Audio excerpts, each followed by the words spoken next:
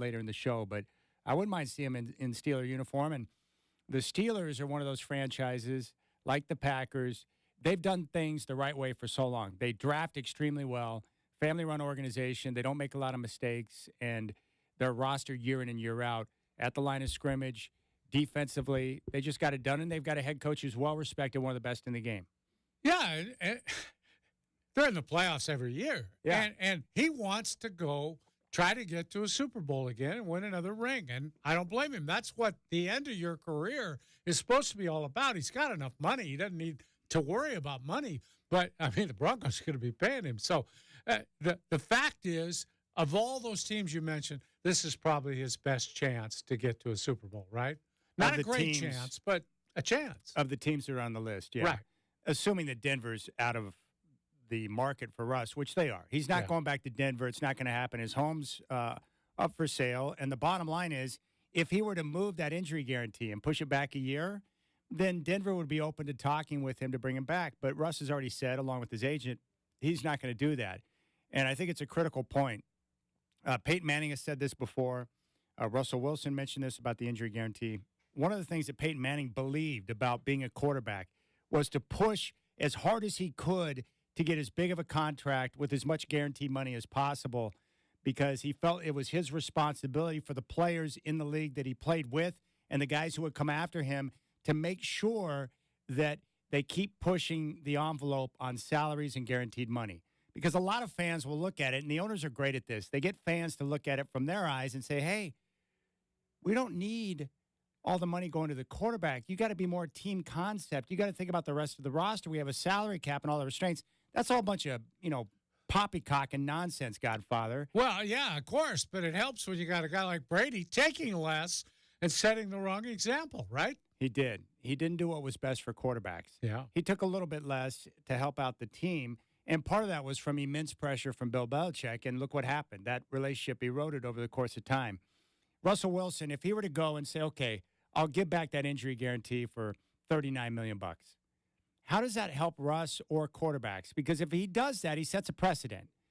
Players should not give back guaranteed money. Yeah. Now, on the same side, Denver has every right, based on the contract and the lack of production compared to his cost, to say, we're going to move on. Yeah. But Russ should not acquiesce and give back that money. Well, especially to me, guaranteed money in the NFL is so rare. Yeah. The people who have it should hold on to it as a living example for what's possible and hopefully get more guys. If there's ever a league in the world where guys ought to have guaranteed money, it's the NFL. Yeah, don't give back money. They can't even walk when they get out of that league. Give them guaranteed money. It's a league that is by far the most successful and the richest, and they print their own money, and yet their players get the least amount of guaranteed money. Yeah.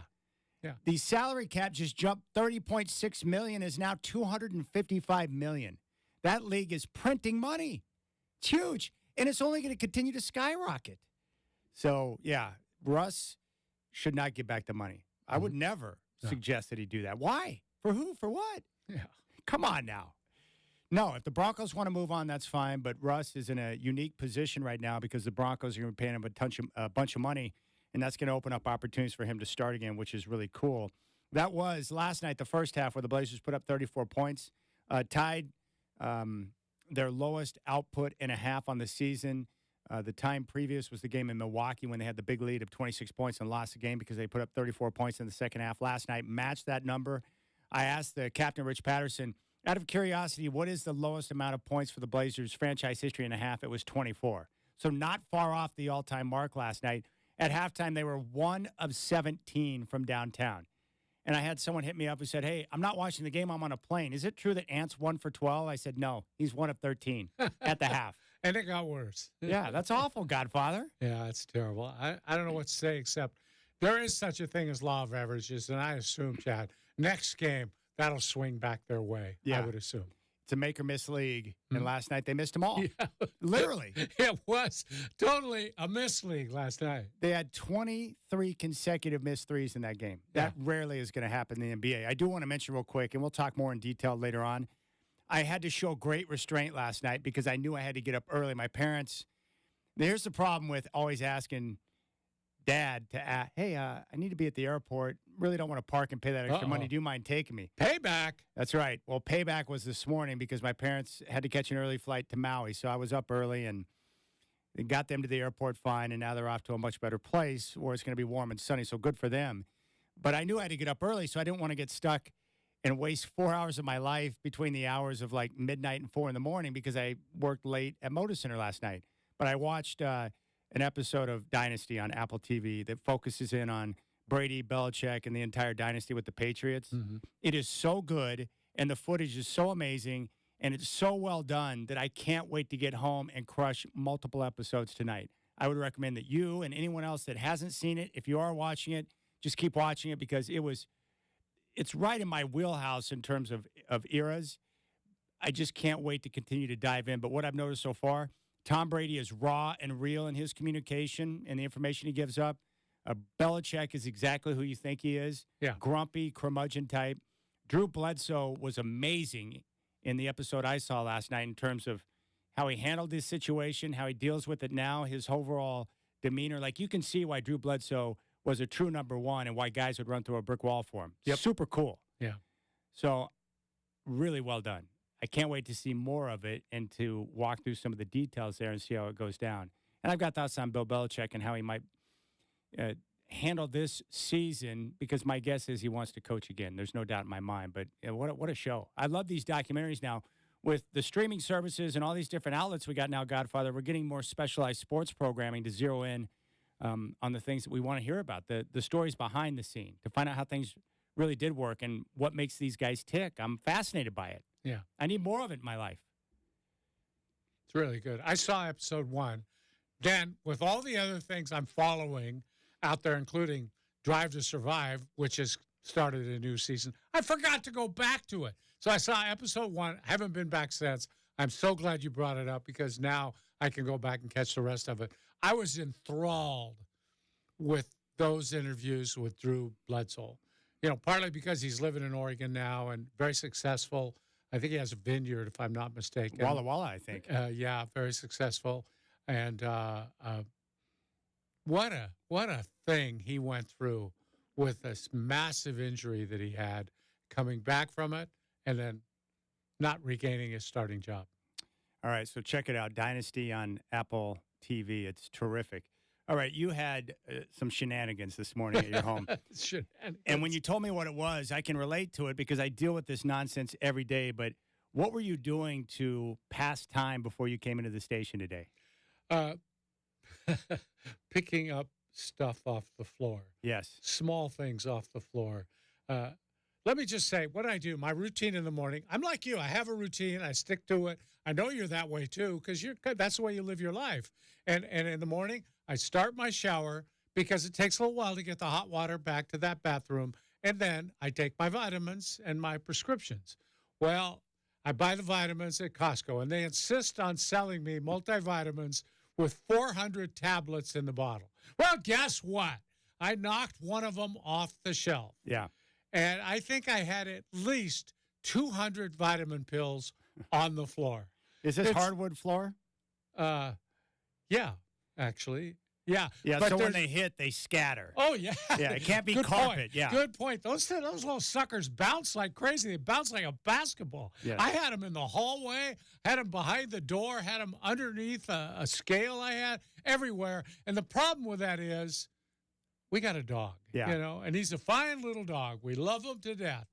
But, if he comes in contact with one of those pills, it's 50-50. He'll just gobble it down to see what it tastes like.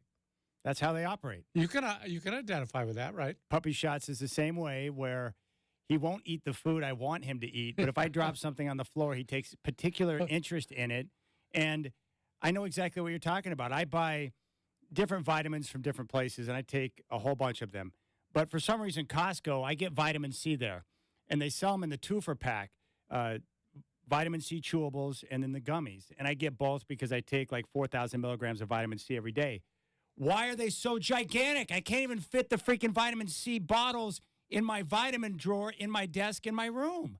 They have to have their own little separate place because the bottles are so flipping big. My vitamin C contains 500 tablets. Yeah. That's like, it takes you a little while to A lifetime empty that. supply. Almost. But I take a lot of it like you do because I think massive amounts don't harm you and it's good for you. So I do the vitamin C pretty heavy. But anyway, I'm down on my hands and knees. Fortunately, we have a little mat in the bathroom that you stand on when you're in the sink. So I pull that over and I at least was able to put my knees on that. But they were scattered all over the place. And it was just misery that time of day. I got the shower running. I'm wasting hot water. Yeah. Because it took me quite a while to get all the, and these are tablets. I grab a handful. That's fine while there's still 200 of them sitting there. Grabbing one is harder than grabbing a handful. I know. Well, then it gets down to like 10, and it's almost like you got to go one at a time. It's ridiculous. I was just. But you do a high-level maneuver that I think every married couple should. You and the wife use separate bathrooms. We do. It's genius. So that way, if you left a few behind, she's not going to yell at you later for leaving vitamins on the floor. That's true, but I don't dare leave any behind, Jack. Because Jack, our lovable Jack, he would come in there and think he was smart, gobbling those up. And if you want to make yourself sick, take a multivitamin on an empty stomach. Oh, gosh. It's the worst thing. I don't understand how a vitamin that's supposed to be so good for you, if you take on an empty stomach, can make you feel like death. Nausea. Oh, it's the Complete worst. nausea. See, I deal with the same thing. Right now, I'm taking a multivitamin, a probiotic. I take 3 separate digestive enzymes. I've got my antioxidant, vitamin C, 4,000 milligrams, my fat and liver support, my lean and cleanse that keeps everything moving along just fine, my fish oil, and then on workout days, my branched chain amino acids and my max workout. So I've got all those bottles up on my desk, and then I've got my prescription bottles that I fill up every day. And the problem is I'm in a hurry when I'm doing it. And inevitably, every single time I do it, I drop them on the floor. And sometimes they bounce underneath the desk. Sometimes they bounce underneath the bed. And the other morning I was down, I was like, that's where that pill went. And I finally found one. I have no how long it's been down there. But these are the type of things. I was telling you the other day, like every day, shower. Some days you got to shave. Then you got to do this. Then you got to do that. I got to make sure my vitamins are packed. The daily, the monotonous routine of doing the same things every day just to get yourself ready to leave the house before you even take on any activities of the day drives me crazy. Me too. It's too much. Yeah. And the good thing about it's good. The good thing about this job is you don't have to shave every day, which I embrace that. I do, because what I've found that works for me, I shave once a week. And I can do that in radio because when I shave every other day, and I've tried this, the razor bumps, the skin irritation, I'm like, forget that, man.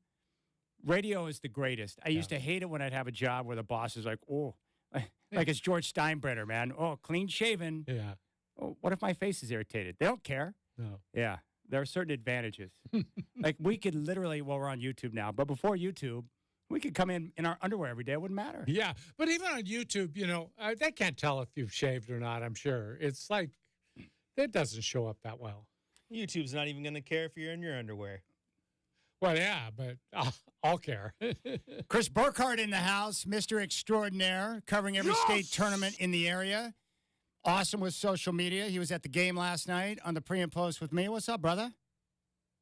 What is up? Yeah, man, we had some fun last night, didn't we? It was good. Chad, I really think now, this is true. I don't want you to take a shot at me for this. Chris Burkhardt really is the new face of the OSAA. All the social media he does, all the good stuff he does, he's kind of the out front guy. He's the front man. He's the George Clooney of the OSAA. Oh, you're too kind. I don't know who was working before him, but he is knocking it out of the park. Dominance. Yes. My name's Burkhardt, and I hit dingers. And chicks love the dingers, don't they? Chicks dig the long ball. Yeah. All right, we'll keep things rolling here on the Rib City Drive. You can reach out 503-248-0620. You'll find Dwight on X at Dwight James. You'll find me there at Chad and Rib City. When we come back, all of the NFL world is heading to Indianapolis for the Combine, which kicks off today. It will go throughout the week. We'll focus in on quarterbacks, when to throw or not to throw, and also Kurt Warner sharing his thoughts on competition with some of those top-notch QBs. That's up next on the Rib City Drive.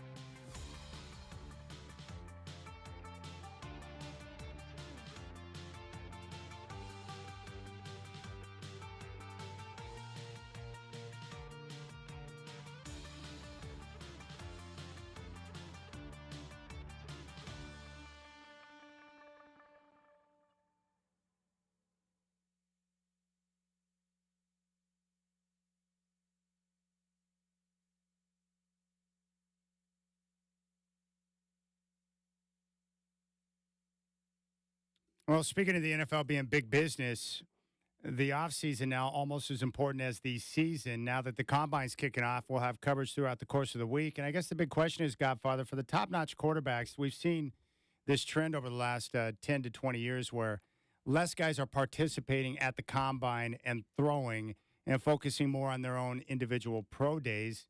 I mean, where do you come out on guys wanting to compete, not wanting to compete when it comes to the combine? I'm not sure why a guy who is the best one wouldn't want to go there and show it. I know they got agents telling them that, hey, if you miss a couple throws, you're not throwing to your normal receivers now. You're throwing to the combine receivers. Why take a chance? You're number one ranked now. Just let it slide. Don't throw. Don't even go if you don't want to. You don't have to. Don't take a chance on ruining your spot. I'm not necessarily in favor of that. That's usually coming from the agent, right? Yeah, for sure. I think a good competitor, like a Caleb Williams, would say, hey, I'm the best guy. I'm going to go there and show these other guys I'm the best guy. And that's really what it comes down to. Someone like Caleb, who is almost assured of going number one in the draft. It's almost like a 100% guarantee. I guess his agent looks at it and says, you're going to go number one regardless. No need to go to the combine where you're going to put things on tape. People are going to ask you questions, and they could develop some other sort of narrative on you. What's the reward there for Caleb Williams for going? If he goes and performs well, people are like, yeah, it's Caleb Williams. If he doesn't, or if he doesn't look the way that you think he should look in some of the drills or whatever, then what does he gain from that? Yeah, nothing. And that's true. I mean, I'm sure if you put it on a spreadsheet, you'd say it wouldn't help you to go. No, but I understand what you're saying. Like for me, when I think about my favorite athletes that I grew up with, Larry Bird, Michael Jordan, John Elway, all these different guys, right? Kobe Bryant. In my mind, because I romanticize that period in my life, I would think those guys are like, dude, I don't care where we're going or where we're at. I want to go showcase what I can do because I'm one of the best. Yeah. That would be the mentality and the attitude. Yeah, and I follow Kurt Warner a lot, Chad, because he's so good with breakdowns, especially on offense and quarterbacks. His Twitter is one of the best, and his video breakdown throughout the season on different quarterbacks and their play, sensational, coming from a Hall of Famer himself. He's got a real opinion on it, and he admits he didn't have a chance to go to the combine. He wasn't invited. Everybody knows his story by now, but he wasn't a guy they considered to be, a high draft pick or anything. So he wasn't invited. But he says that he's amazed that more guys don't want to go. And he said this is their chance to show they're head and shoulders better than the others by accepting the challenge, standing next to everybody else and just bawling out.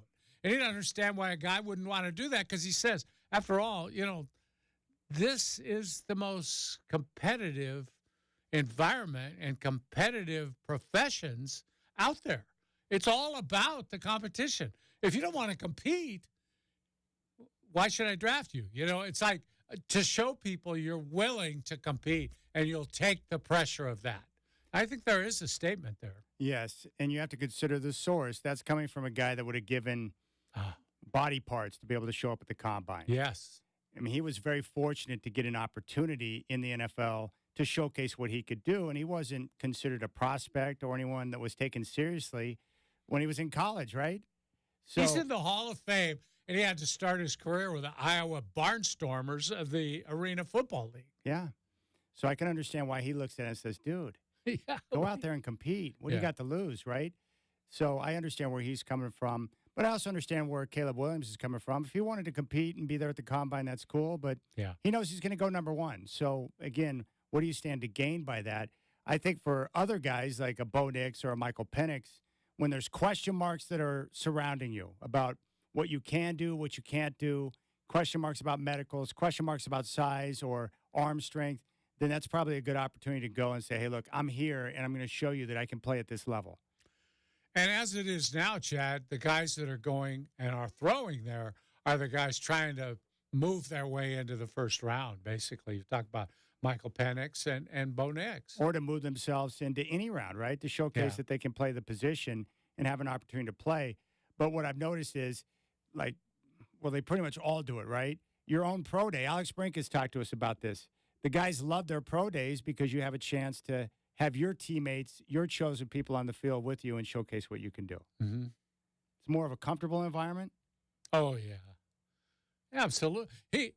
Those guys on your campus, you can throw for 3 weeks before your pro day and have everything just down pat. I mean, you rehearse. You rehearse for your pro day, and it's good for your receivers because if they run the right routes, they're going to look great because the ball's going to be in their hand. They know where it's going to be. They catch them all. It's perfect for your receivers. The funny thing about the Combine, they showed video in that Dynasty doc on the Patriots last night. Yeah. Tom Brady at the Combine was a total disaster. He was skinny. His body was a disaster. Everybody's seen those pictures of him. Yeah. No muscle tone, no nothing. And when he was running the drills, he looked, as it was put in the doc, like a giraffe, not coordinated. Baby giraffe, I think they said. Like he didn't help himself there. Yeah. But he was out there because he knew that he had to showcase that he was a competitor and hopefully someone would take a chance on him. But I saw him running the drills. I'm like, you ain't helping yourself right now because guys are seeing that. They're like, who is this guy? It's not an athlete. Yeah. That's not going to be a guy running my team. Pretty amazing he got even drafted after that, isn't it? Yeah. What I am surprised of, if I were a young quarterback, I would go and ask Kurt Warner to be my coach. Like individual coach, like, would you work with me? Yeah. Can we go over film together? Can you work with me on drills and different things that I can focus on for the Combine? I would imagine Warner's probably a guy's approach him. We're seeing more quarterbacks now get into that type of work. But I would approach a guy like Kurt Warner, who's played at the highest level, who's won a championship, that knows what it takes to work your way in. But even for some of these guys who might be a third or fourth round draft pick at that position, it would seem to me a guy like Kurt Warner could be of great help. Not only that, Chad, but after listening to him do his media work and reading all the stuff he does, he'd be good because he'd be patient. He would be kind.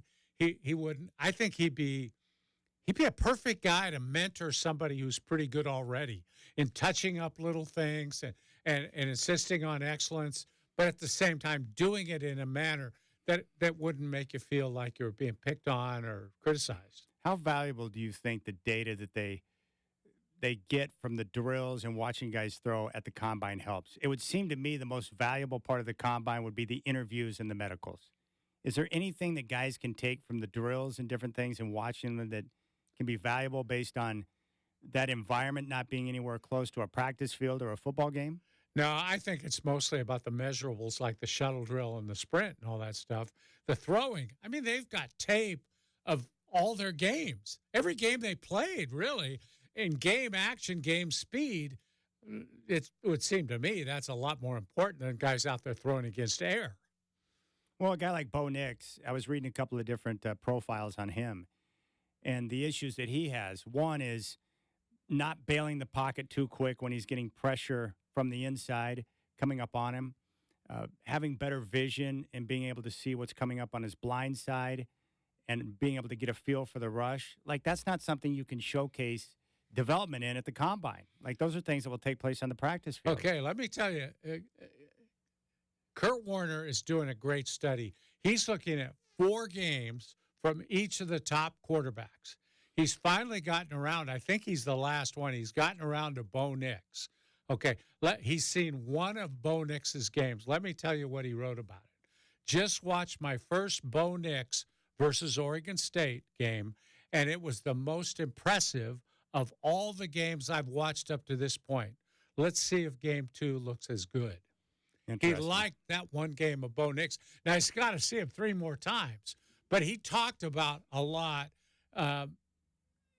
He talked about, number one, don't think because I say the guy's going to be good that I know anything, because no one really does. He says the only QB he's seen ahead of time on film like this that he knew was surefire was, guess who? Caleb Williams, Andrew Luck. Andrew Luck. He said he saw Andrew Luck, and it was like, bingo, this guy's got it. You know, he said, because they all, as good as they were in college, they all have to be better in the NFL than they were in college. Just being that good's not good enough. You got to be better. And he's talking about it's hard to watch them on tape because they all throw the same sort of passes. Everybody's doing the same thing. A lot of quick strikes to the flat, bubble screens. Everybody's kind of doing a lot of that. It's hard to tell. He wants to see what they do downfield. Yeah.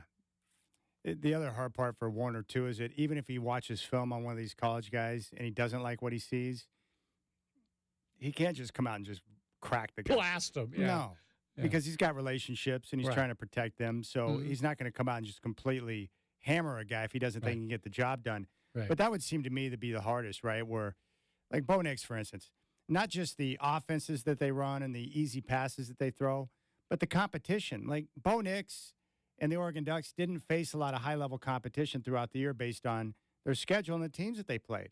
So in a lot of those games, not just for Bo Nix, but a lot of these quarterbacks, the competition they're facing is inferior. So you have receivers that are open.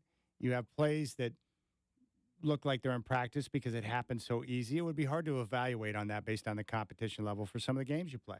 Well, both Bo Nix and Michael Penix had one outstanding receiver to throw to. Yes, Troy Franklin and Odunze. Yeah, those guys. I think both of them are going to go first round. There's a lot of people saying now that that the Oregon kid's going in the first round too, like 22, 23, somewhere around in there. Franklin? Yeah.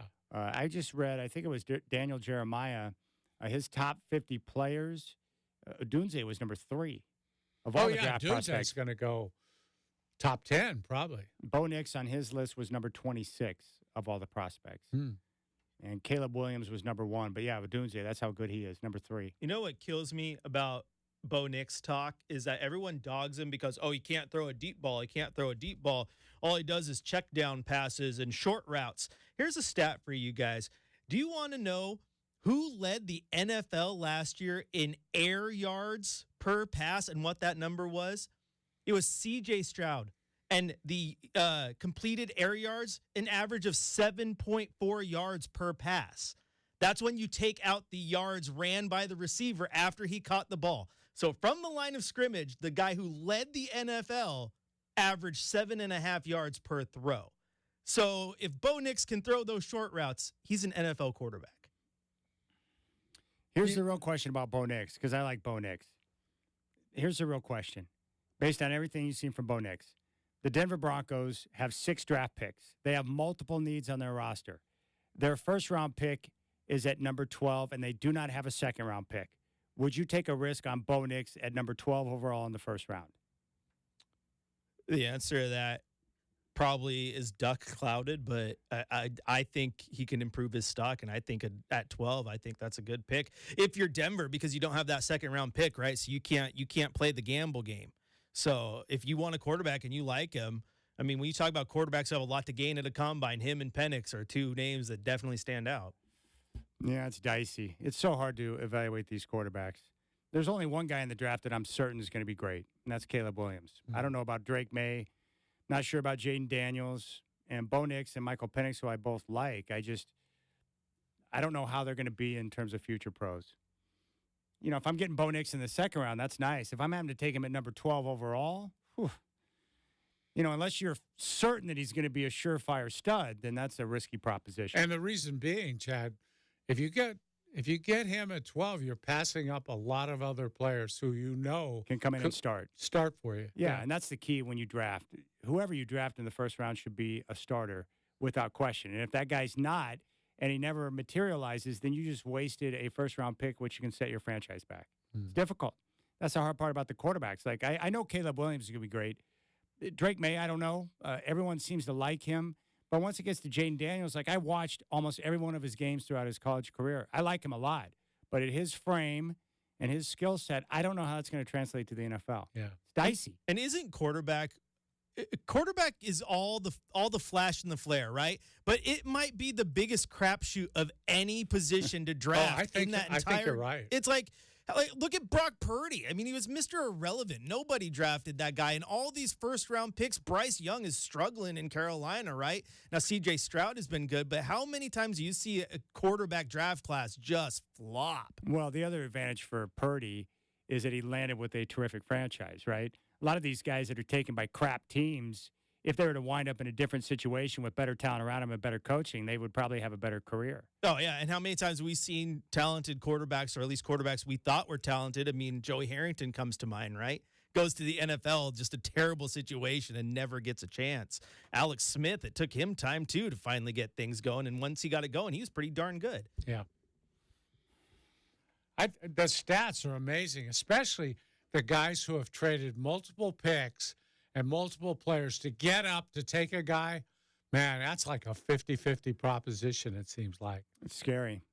It's really scary, and it's tough, especially when you don't have a lot of draft capital. I don't know. But I'm interested to see what happens with Bo Nix. I am curious, like if the Broncos did draft him, how would that work with the way he plays, his accuracy, and his ability in a timing rhythm type offense? How would that match up with Sean Payton? You would think it would match up well, but does Bo Nix have the ability to take his game to another level? That's the big question. Well, for me, if Denver took him, I'd feel better about his chances because it means Sean Payton, who knows a little bit about what it takes to be a good NFL quarterback, trusted him enough to take him there. That's a gamble. And he was willing to gamble on Bo Nix. I'd say, I think Bo Nix got a pretty good chance. First of all, because Sean Payton's pretty invested in him when he takes him that high. He's going to get every chance to succeed at that level because his coach is heavily invested in him. And how GMs are too, or decision makers. They're always worried about risking a lot of draft capital on a player that could be a little bit dicey because that could mean their job. Yeah. They're more worried about their reputation than they are the pick because the pick is their reputation. Yeah, if you draft Patrick Mahomes and he cashes in, you look like a genius. Yeah, but think of the long list of guys where we got our guy, and it turns out to be an absolute bust. Yeah. That happens over and over and over again. At least if you take Caleb Williams number one, he's the consensus number one. If he doesn't work out, you don't look nearly as dumb as some of these other franchises taking a risk to go up and get Mitch Trubisky for crying out loud. Dad, I've told you, it's the Zion Williamson theory. If he's available, if Zion is there, you have to take him because everybody says he's the number one guy. Yeah. Everybody wants him. Your fans want him. Everybody wants him. If he's a bust, you don't take the kind of blame that you take if you take some other guy. All right, when we come back on the Rip City Drive, sweet story from my early morning today that I'll share with you. That's Dwight. I'm Chad. Chris Burkhardt is here. You got the Rip City Drive.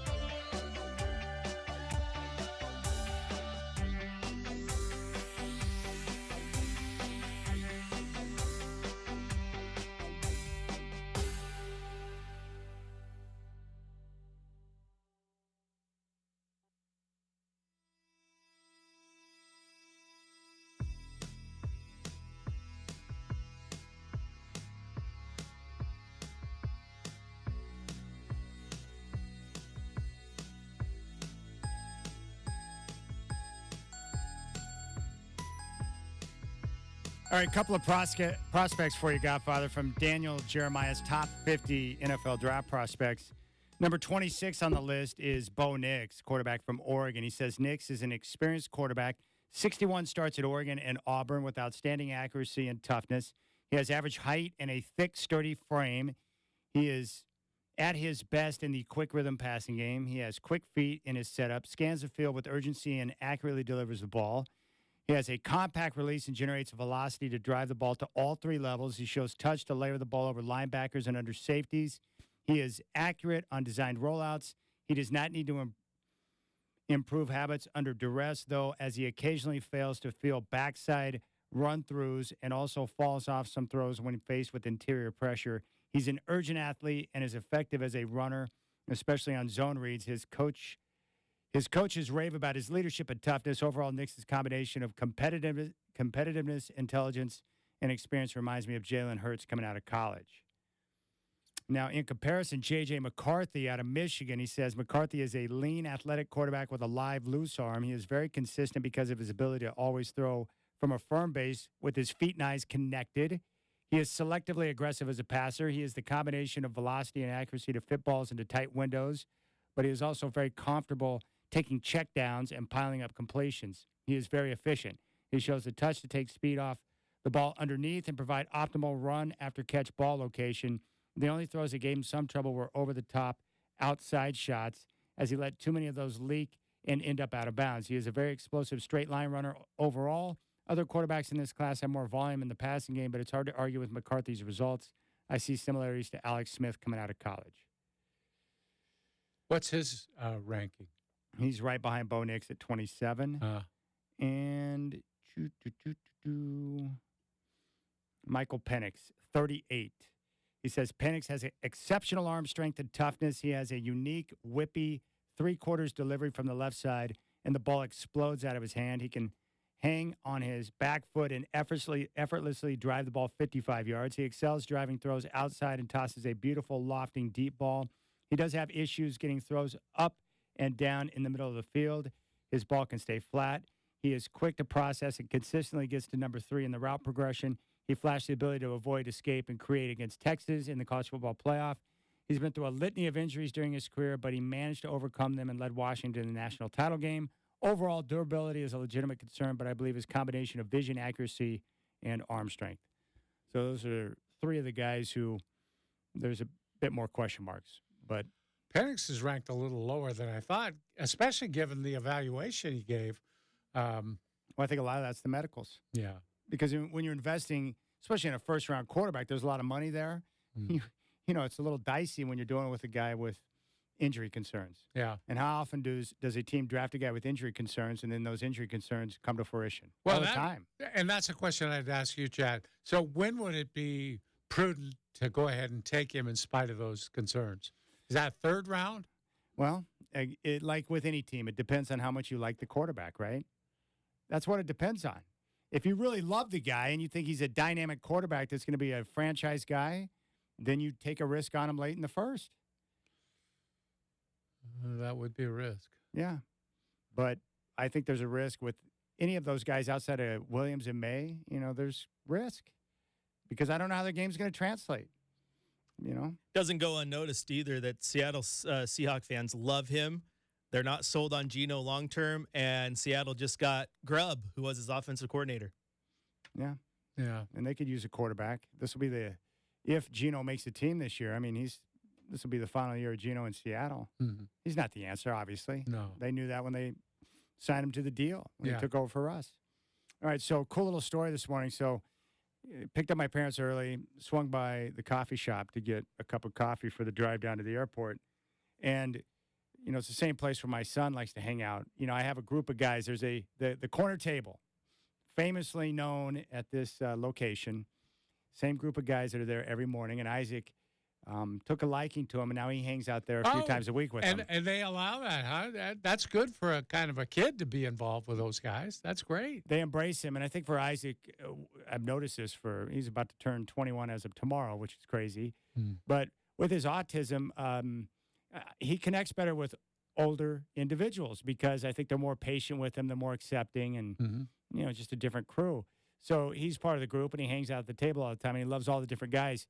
Well, when I went in, Isaac wasn't there this morning, but the table was, and they called me over, you know, as I was grabbing my coffee, and I went over there, and they go, hey, you want to sign Isaac's birthday card? They knew his birthday was tomorrow. Oh, that's great. I opened up the card, and it's been signed by a bunch of people. Like, they got everyone to sign it, and then they had a little gift bag for him they're going to give him tomorrow, and someone of the group had heard him talk about his love of Napa, Idaho, and they got him a Napa, Idaho shirt. Oh. So he's going to be fully taken care of tomorrow with the card and the shirt, and I know he'll be thrilled because he loves those the corner table, and because they've embraced him. So to him, they're family now. So it's going to blow his mind because he'll wear that shirt all the time now. He'll love that. But that makes me happy, like because with Isaac, like I've always been concerned about, especially now that he's older and he's, you know, doing a lot of things on his own, like, you know, how people respond to him because he's different. Yeah. They're going to be mean to him, or people are going to embrace him. Will they try to take advantage of him? Like, these are things I worry about. But to see a group of people who he's become friends with and they embrace him for the way he is, like, that made me very happy. Yeah, no matter what your kids are like, Chad, I think it's much more important to the dad that they like him and treat him well than if they liked me and treated me well. Yeah. You want to see your kids embraced by people and finding a niche where they can be comfortable. Yeah. And he's obviously comfortable around these guys. It's great. Yeah, I care more. Yeah, you're right. They could hate me, but if they love him, that's you know, good. That's all. It's good. So I can't wait until tomorrow because I'll get the response from Isaac on how happy he was. He was mad at me last night, though, because he called me, you know, right before postgame. He's like, what are you doing on Tuesday, which is his birthday? I said, well, there's a Blazer game. He goes, what time? And I said, well, it's at 7. I got to be down there to do the show and the postgame show. And I was like, why? What's going on? He's like, well, I want someone to take me to dinner. And, of course, Grandma and Grandpa are in Maui. And I'm like, well, son, I can't do it tomorrow. But I said, Wednesday, after I'm done with the show, why don't we go to dinner? He's like, oh, don't worry about it. I'll get someone else to take me. So he wants to go on his birthday. Wednesday's not good enough for him. Yeah. So there you go. What can you do? He's a good kid. I'll say that for him. Yes. And then on Easter, he wanted me to take him up to, you know, Bellevue to go to his church up there. And I said, well, I can do that. And he's like, no, I want to go on Friday, and then we can stay at the hotel so I can go to the Good Friday service. I'm like, I got to work on Saturday. There's a Blazer game. He's like, I'll find someone else. You know, he tries to lay the guilt on me. Yeah. But so there you go. The corner table taking care of my son. I love that. He's going to be happy tomorrow. He should be. It's his birthday. There's no one on the planet that would get excited about a Napa, Idaho shirt except for him. He's the one guy. Even people living in Napa, Idaho aren't And excited they're like, about why would you want to wear a Napa, Idaho shirt? He would, though. Is there a Yeah. Proclaimers shirt somewhere that says I would walk 500 miles? I think he needs that one too. I love it. I love it. All right, when we come back, we'll talk about the Trailblazers' three-point shooting from last night. And then we'll get into DeAndre Ayton, who put together another nice outing. And then at 4:20, we'll talk about court storming. Does it need to end? And if so, what is the solution to that? You got the Rip City Drive.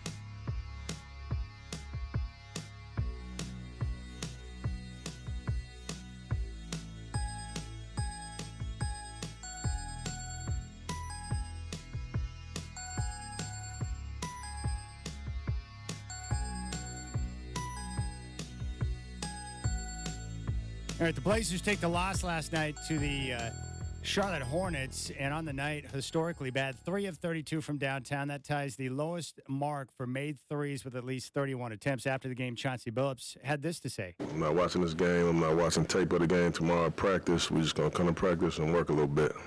I don't need to see this again. Like, I was very happy with what we did defensively. For the most part, I was cool with, like, the shots that we were creating. I don't want to just look at them bad misses again. I don't, that does nothing for me. All right, there's Coach Billups. At one point in the game, Godfather, between the first quarter and about midway through the fourth quarter, they had 23 consecutive misses from downtown. Now, we hear coaches say it all the time. Terry Stotts was famous for, reciting the quote, it's a make or miss league. I think last night was a perfect example of it being a make or miss league. At halftime, they had put up 34 points. They shot 26% in the first half and connected on 1 of 17 from downtown. Yeah. The only reason why they were still in the game at that point is because they were playing the Charlotte Hornets, who aren't very good at basketball either. Yeah. Yeah, if you shoot the ball that bad, there's probably not a team bad enough for you to beat. That's the problem. I mean, you just can't defend well enough to keep a team from beating you when you can't make shots like that. I mean, what did you say, 3 for 32? Yeah. And that ties the all-time mark. Fewest makes with at least 31 attempts in a game. Yeah. 3. And they missed 23 consecutive, hit 1 in the entire first half. It's unbelievable. Yeah, and those, they're not the best three-point shooting team in the league. We all know that. But those percentages will come around as long as you get good shots. If they get good shots, I would say tomorrow night against Miami, they'll have a pretty good three-point shooting night. It's inevitable that the percentages turn back around in your favor. Now, the official data on wide-open threes in that game, 2 of 19. Wow. They got 19 wide-open threes. Yeah, and made missed 2. 17 of them. Yeah. Whew. Yeah. So that's not good. Yeah, it was just one of those nights where you couldn't buy a bucket. Now, fortunately for them, DeAndre Ayton had it going. Yeah. 26 points, 19 rebounds, and this wasn't a one-off. He is now stringing them together. He's had about a month straight of quality, high-level basketball play. So I'm looking at him, and I really like him, and I like his skill set at that size because there aren't too many guys with that type of talent at that size that can do what he does. So what is the downside to DeAndre Ayton? Because it's certainly not his game when he's engaged and playing the way he did last night. Is it simply about his engagement mentally and staying locked in and focused to where he can give you longer stretches of what we've seen over the last month? Is that what it comes down to for him? Yeah, I think it is, Chad. That's it.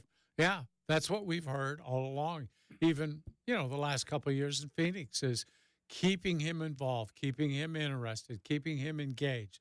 Now, maybe he learned something from the Phoenix experience. I think, too, what's going on in Portland, after a first month of the season where he didn't get the ball much. Yeah. And it finally started coming around to him. He's played well since he's had the ball more and has been able to get more shots up. I think that's what keeps him plugged in. And I think if you keep doing that, you have a chance to keep him interested. Now, part of that, they're able to do that because they don't have a lot of other scorers on their team. Probably not like what Phoenix had when he was in Phoenix. So the more shooters you have around him, it just stands to reason the fewer shots he's going to get. Okay, so what is the key? Because he'll never be the number one option on the team, right? Right. And there's a lot of situations like that where a team has a good big man who's not the number one option. So as a coaching staff, how do you keep that player involved enough, even though he's not the one option, so he'll remain engaged and give you high-level play? I think he doesn't need the most shots, but he needs shots. And it has to be important to come out and establish him every night. If you establish him early, you keep going to him. You give him his chance early to get involved in the game, and then you kind of let the game play out the way it plays out. Anthony Simons having a bad shooting night, well, that's more shots inside. Same thing with Grant. If Grant's not shooting the ball well, like happened last night, then more shots inside. So you go to him when you have to, but you don't go to him all the time. I think if you keep him on that kind of basis where he knows he's valued, then he's going to stay with it, I think. I mean, that would be the presumption I would make, is they found the key with him, and that's pretty good, because they didn't find that key in Phoenix. They were not happy with him at all. And, there are other issues off the floor with him showing up late or whatever. But I think if he's engaged on the court, he'll care more about all those little things off the court. So you just got to keep, making sure that he's happy as an offensive player. I think, too, you have to understand his past, like that championship run when they went to the finals with Phoenix. Yeah. That was the year where Ayton was willing to do other things that impacted his numbers because it was what the team needed to be able to make that run. But then they hesitated when it came to negotiating the extension, the max extension. And then he ended up becoming a restricted free agent and had to go out and find another team to give him the offer. Right. He was ticked off about that. Yeah. That could leave a sour taste in his mouth when it comes to being a, quote, team guy. Those things leave wounds that aren't easily bandaged. Yeah. And I think players often need to feel loved. Yeah. And you have to show them love in whatever way is their love language. For some guys, it's just patting them on the back and saying, hey, you're our guy. Other guys, it's like getting them 15 shots a night. Everybody has their own love language. You'll learn that when you get married, Chad. That you got to learn the love language. That's a big deal. But, how do you please the other person? Is it with gifts, praise, taking them somewhere, whatever? Everybody has their own way of feeling loved. So with him, I think it's making sure he's a part of your offense. Even if he's involved in pick and rolls all the time, I think that shows him at least if he's open for a lob or a mid-range jumper, he's going to get the ball. For the record, I do know my love language. I hate to think what it might be, but what is it? Yeah, my tea time is set for tomorrow. Somebody better be able to handle that, right? My tea time is set. You know where to find me. Tea time is set. Standing tea time. That's the best way to put it. Standing tea time is my love language. Mm-hmm. Yeah. Booyah! Now, we all would like to have a Chet Holmgren or a freaking Victor Wembanyama who can defend at all three levels, right? Yeah. Those guys are uncommon. DeAndre Ayton, would you consider him a good defender? What type of defender would he be? Limited defender, much like Nurk or these other traditional bigs that can't really get too far away from the basket or they're uncomfortable? I would say he's average for those traditional bigs that you talk about. He's not horrific. He's not bad. It's an effort thing, and I think when they get better defenders around him, he'll be able to defend better. But when you put him in a spot where the perimeter defenders aren't real good, now you make him he probably has to be a better rim protector than he is. Yeah. Because he's not blessed with overwhelming size, I mean, he's big, but he's not 7'4" or 5", whatever these other guys are now that are blocking a lot of he's shots. not Rudy Gobert. No. Yeah. Or Chet Holmgren or Wemby. Well, Burkhart noticed last night, remember what you were telling me, Chris, with Ayton? He was being a coach on the floor where he was taking time to explain to a couple of guys like, hey, I've got this space. You don't need to overcommit and get out of position. Yeah, absolutely. And that's something I felt like I didn't see as much earlier in the season, but I know there was a moment earlier in the game, Dwight, that Tamani Kamara reached in and got a foul as one of the Hornets players was driving into the paint. And DeAndre looked at him after that and basically told him, like, hey, you don't need to waste a foul to try to get that steal. I'm in the paint getting ready to go vertical to play defense there.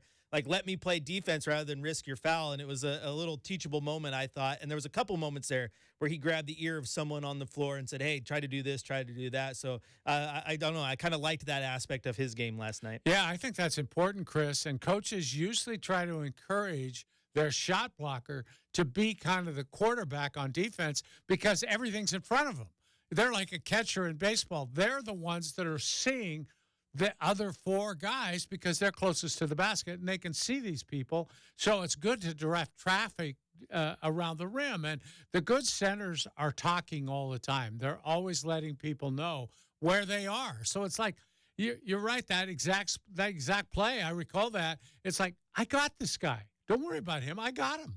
He's coming right at me, So it's important players understand he is there, and I think he's being empowered to tell people that, which some guys are a little hesitant at first. It's a new team for him, but he's got rookies too, and the veteran guys are always going to be willing to tell a rookie something.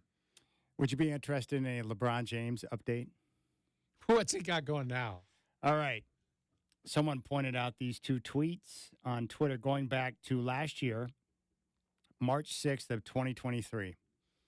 On Twitter, LeBron put out, man, Bronny definitely better than some of these cats I've been watching on League Pass today. Bleep, lightweight, hilarious. That was a year ago. Yeah. Today, in response to a tweet from NBA Central that read, ESPN has removed Bronny James from its 2024 mock draft, now projects him to be selected in 2025. I saw that, yeah. LeBron's response to that tweet from NBA Central, can you all please just let the kid be a kid and enjoy college basketball? The work and results will ultimately do the talking no matter what he decides to do. If you all don't know, he doesn't care what a mock draft says. He just works. Earned, not given. Thanks, Dad. Yeah, especially for a dad who's always kind of calling the shots for the kid anyway, telling people he could be helping the Lakers right now and all that stuff he puts out. He's better than players in the league now. Yeah. No, he's not. No, he's not even as good as guys on his own team. That's crazy. So good. And he was, to be fair to Bronny, he was set back like 5 months with that heart issue. So you would expect him to be a little bit behind. And I think I'm just glad he's playing basketball. Right. And I think it's wise to say he's not going to be ready for the draft this year. I did hear something, though, that was kind of funny. It's like, yeah, he might declare for the draft, and then people will pass him, and then he could sign as a free agent with the Lakers. It's going to be hard for his dad not to want to make that happen this year. LeBron has never been known for his patience. I have no issue with LeBron wanting to play with his son. No. I just hope that he allows his son to forge his own path. That's all. Like, does your son really want to play with you? Like, seriously, does he really want to play with you? And how does that help him? Yeah. Or does he want to be drafted into the league by a team that's just trying to get you to come to that team? Yeah, because that's what it would feel like. Yeah. Don't you want to make the league on your own merits? Yes. Because if you don't make it on your own merits and you're there because you're dad, the other guys in the league are going to think that's crazy. You get no respect. He's going to get the Kelvin Blevins treatment, right? Like he was on a roster because of who he knew. Like he's going to get rostered because someone wants LeBron, and then the minute LeBron retires because he fulfilled his prophecy, then Bronny's cut. Like if you were to get a job, like if my dad ran the station, you know what I'm saying? If your dad ran the station, you'd be very highly paid. Yeah, it's like I don't want the Doc Rivers, Austin Rivers situation. It's just strange to me. It would be tough because it's not just any dad. Your dad's freaking LeBron James. That's very difficult. Well, and the thing is, it's funny to me that LeBron would react to something like that because, it's not like it's personal. It's just like they're just trying to do the best they can in evaluating draftees. And they've always placed him higher than he belonged. They had him in the first round for crying out loud at one point, and he wasn't even the best player on his high school team. And that made no sense at all. But they moved him back because this guy's not a one and done. He'll be lucky to be a two and done. Well, even John Elway's son, Jack Elway, was like, he just quit playing football. Yeah. Because when you play the same position as your legendary dad, it's just too much. That's because you can't be yourself. It's like, well, you need to be more like John. I'm not him. So it's weird. That whole thing's weird. But, of course, LeBron, 1 minute, he's better than a lot of these cats in the league. Now it's like, hey, can we just let the kid be a kid? Yeah. Come on now. He's just a kid. He's just trying to figure things out, all right? He's just going to, he'll put in the work, and then the results will be the results. Yeah. Unless, of course, I manipulate the situation and he gets a job in the NBA. That's right. Really bizarre. If you do that with your girls, I'll punch you, Burkhart. It's not going to happen. Well, we'll have to wait and see. Oh, by the way, his wife was chiming in on a variety of different things last night. He told me. Yeah. Where do you stand on garlic? How much garlic is too much garlic? Well, there definitely could be too much garlic. I'll say that.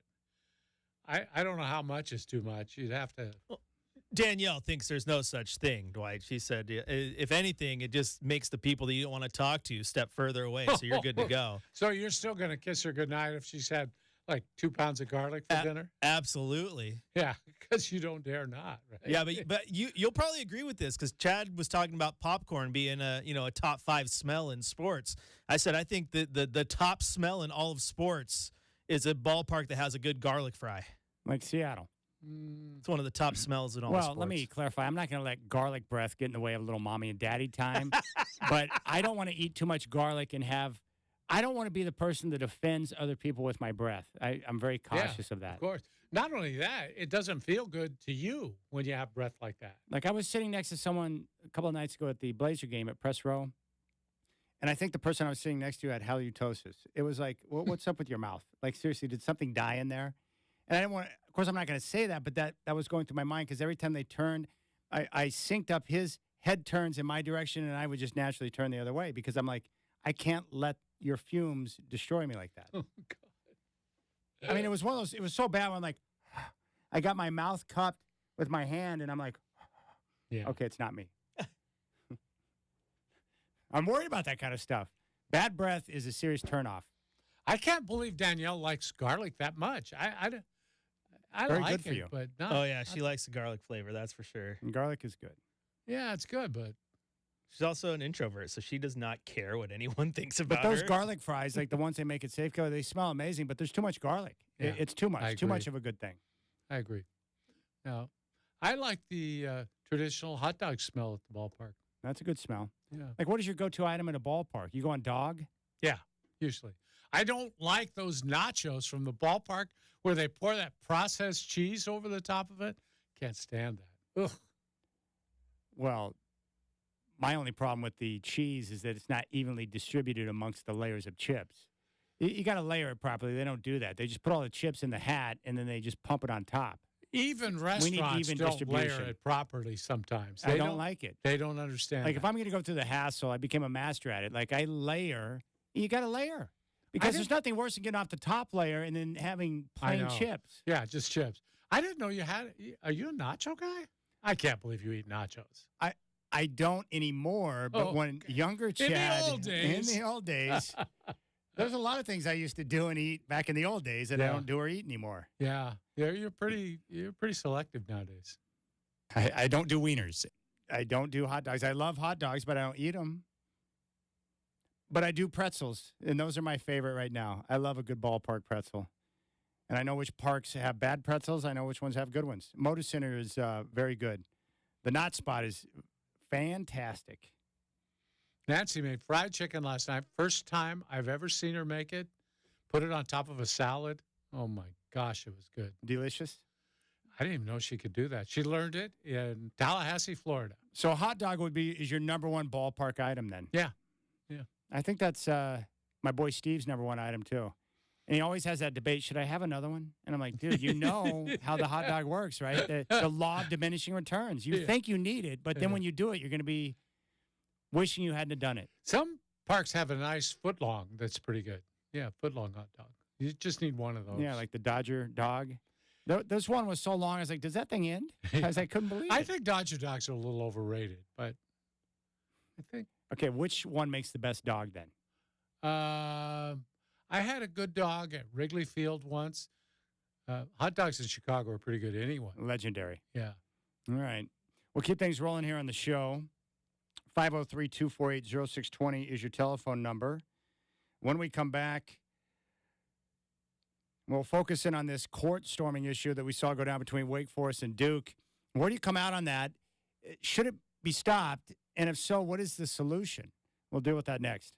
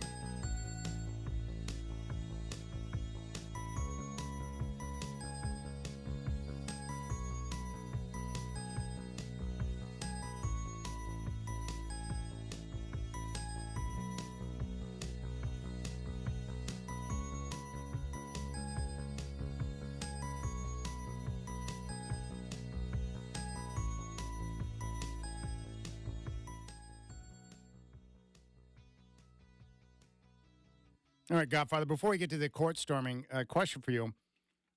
Like, just seriously, I'm not making excuses, but how hard is it in a season like the Blazers are having right now where, they're 15 and 41 now. You're losing a lot of games. Guys have been in and out of the lineup all season long, so there's been no continuity, and you've got new guys on the team like DeAndre Ayton. I can't imagine that's an easy season for anyone involved. Is it? No. And I know they're all well paid, and they're paid very well to go through this. Yeah. I feel sorry for them. You take a guy like Malcolm Brogdon, has played for some pretty good teams in his career, and has done well. He's a pro. I don't blame him at all if he's just crossing the days off on his calendar till the season ends. Yeah. Who could like this kind of season? How could you like this? You go out and get your brains beat out about half the time. You're trying to develop young players, which you aren't, so you're participating in their development, which you're a good guy. You help doing that, but it's not necessarily good for your career, and it's not helping you get better probably. So I like I say, I feel bad for all of them. This is a terrible season. And the last two before this were as bad or worse. So it's not good for the fans, not good for the coaches, not good for the players. It's bad. There's no question. And I feel for them all. There's reasons for it. Yeah, we get that. But that doesn't make it any easier for a player like Ayton. I think he might be doing better with it than some, because it appears he may have found his NBA niche here, Mm-hmm. and he's getting the ball. He's putting up numbers that maybe people didn't think he could put up. Mm-hmm. So that's going to be easier for him. Yeah. He's finding a measure of success. Scoot, he's getting to play now. He's starting to show people that he can play in this league.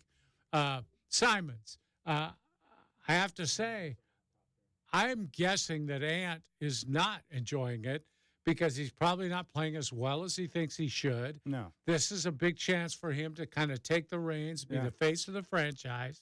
Has he done that? Well, kind of, but lately not playing so well. He was on the shelf to begin the year with the injury. Yeah. So And he's facing pressure unlike he's ever seen before because there's no Dame on the floor. yeah, and then people talk about Chauncey, and you can talk about problems with him or whatever.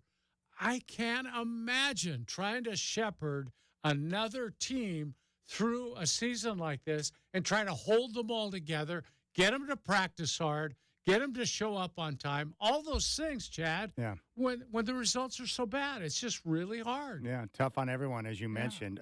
This came up as well. Why don't big men, why is it so hard for a guy like Ayton or other big men to set a screen?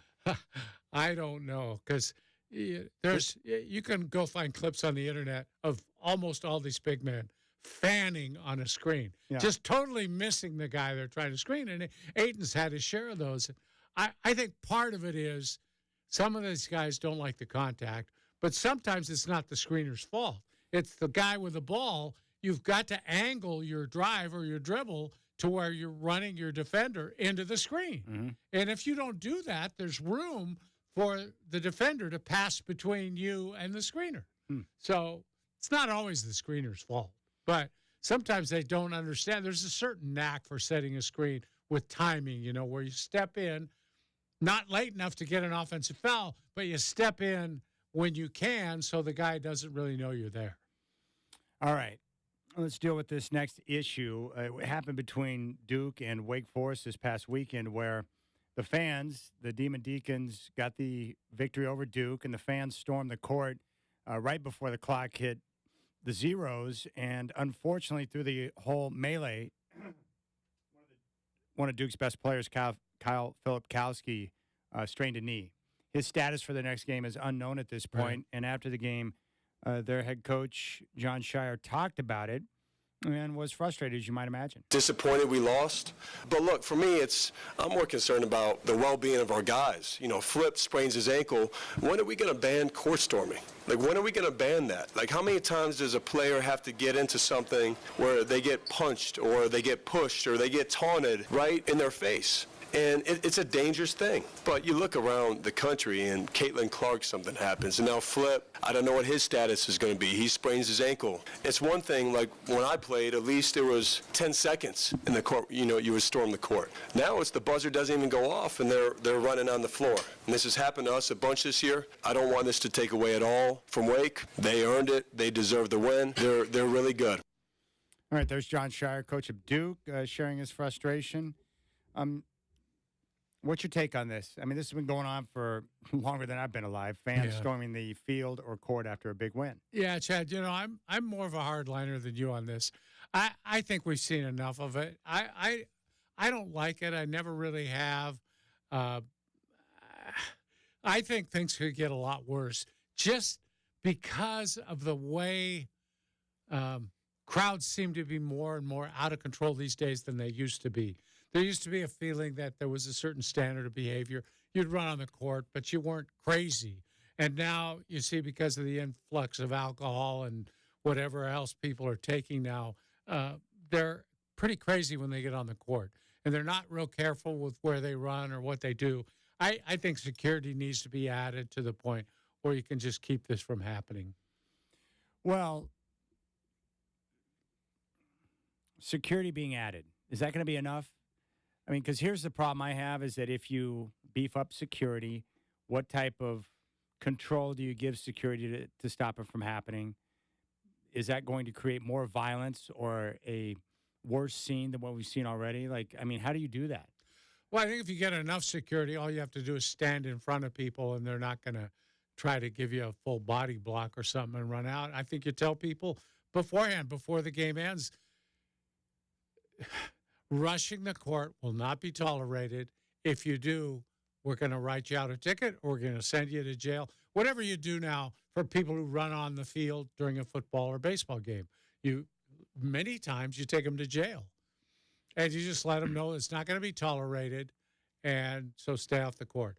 Or you could say, okay, we're going to have a 1-minute respite. We're going to give the teams 1 minute. It's usually the visiting team you worry about. We're going to give them a minute to get off the floor. Then you can go ahead and do whatever you want. I just don't see any reason that fans need to be on the court in the first place, though. Yeah, keep the players out of the stands and keep the fans off the court would be my motto.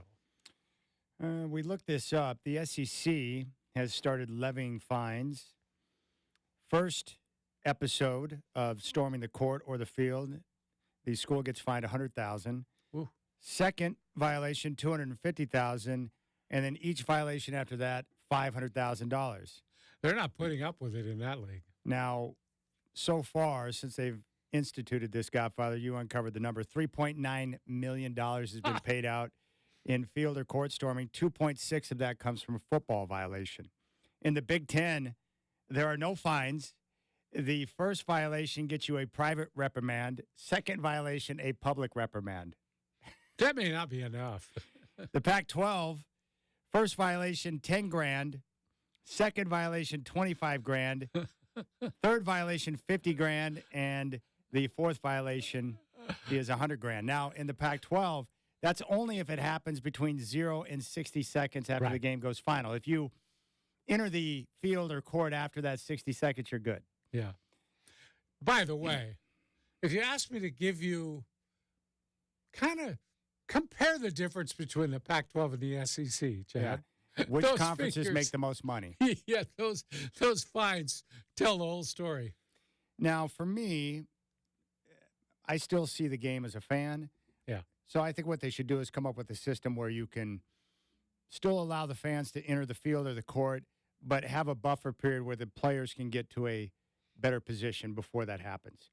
Because I understand that there are a lot of things that can go sideways, but I also don't like the idea of lining up security and then 2,000 college students start trying to pile on, and then what do? Just start body slamming them?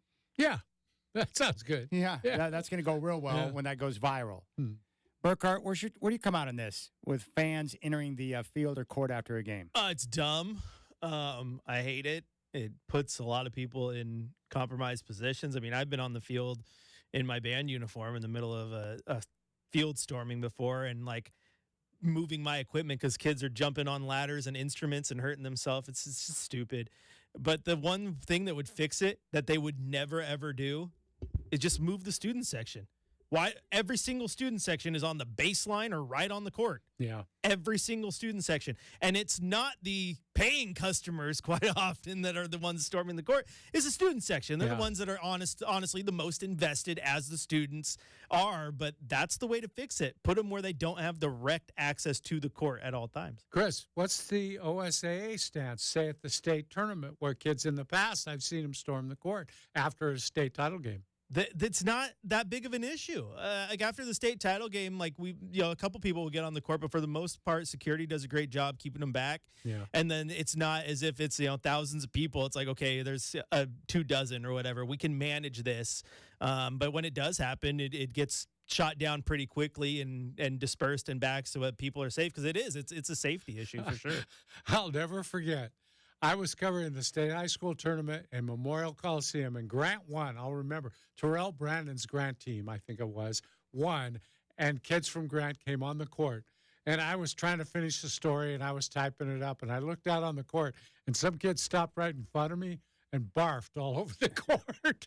I thought, that kid, there's a possibility maybe that kid had a few beers before the game.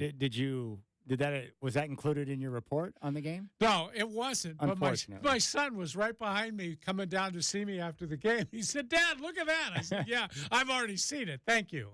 See, my big issue here is that one thing I don't like is we're moving in this direction where these sporting events are becoming less fan friendly, and so I'm really concerned about that. I mean, we're at a point now where players can just identify a fan and have them booted no matter what. Yeah, I don't like that. I think the big issue is alcohol. No one likes to talk about it because the majority of people like to get their drink on before and after games or during events, right? My guess would be the majority of these issues are extreme because the students are loaded through various activities leading up to and during the event. Never once pre-gamed before, as we call it in college. I never once pre-gamed before a basketball game. Football, people pre-game. Basketball, not so much. At least in my experience. Well, you definitely don't want to add more cops out there because there's a big ball of wrong out there. If you line up more police. That's going to be security personnel rather than police. Yeah. I don't know. I don't know how you do it because the more security you get, so it's going to add more costs to the school. I'm assuming they don't want to pay for that. Well, no, they don't want to pay for anything that might protect students. They've shown that over the last decade or 5. How would you resolve it? How do you get it to stop? I don't know if you do. I think it's become so ingrained in college sports culture that I just don't know if you stop it. And I mean, when you see a throng of people, 2,000 strong, storming the court, how do you expect 10, CMS people to hold them back, right? My injuries ain't worth my job, right? You're getting out of the way probably. So I don't know if you do, just because it's so ingrained in that culture and that fandom. All right, we'll keep things rolling. When we come back, we're going to focus in on a potential dynasty that's brewing right now. Watched the game last night, and I just continue to be blown away by what I'm seeing from Nikola Jokic. Coming up at 5 o'clock, we'll focus in on Russ. Or at 5 o'clock, we'll focus in on the Dynasty show with the Patriots. If you haven't watched it, you need to start watching it now. It's really good. And some of the comments from Brady, from Bledsoe, from Brewski, it's awesome. And then we'll talk about Russ and his comments with Brandon Marshall at 5:20. You got the Rip City Drive with Dwight and Chet.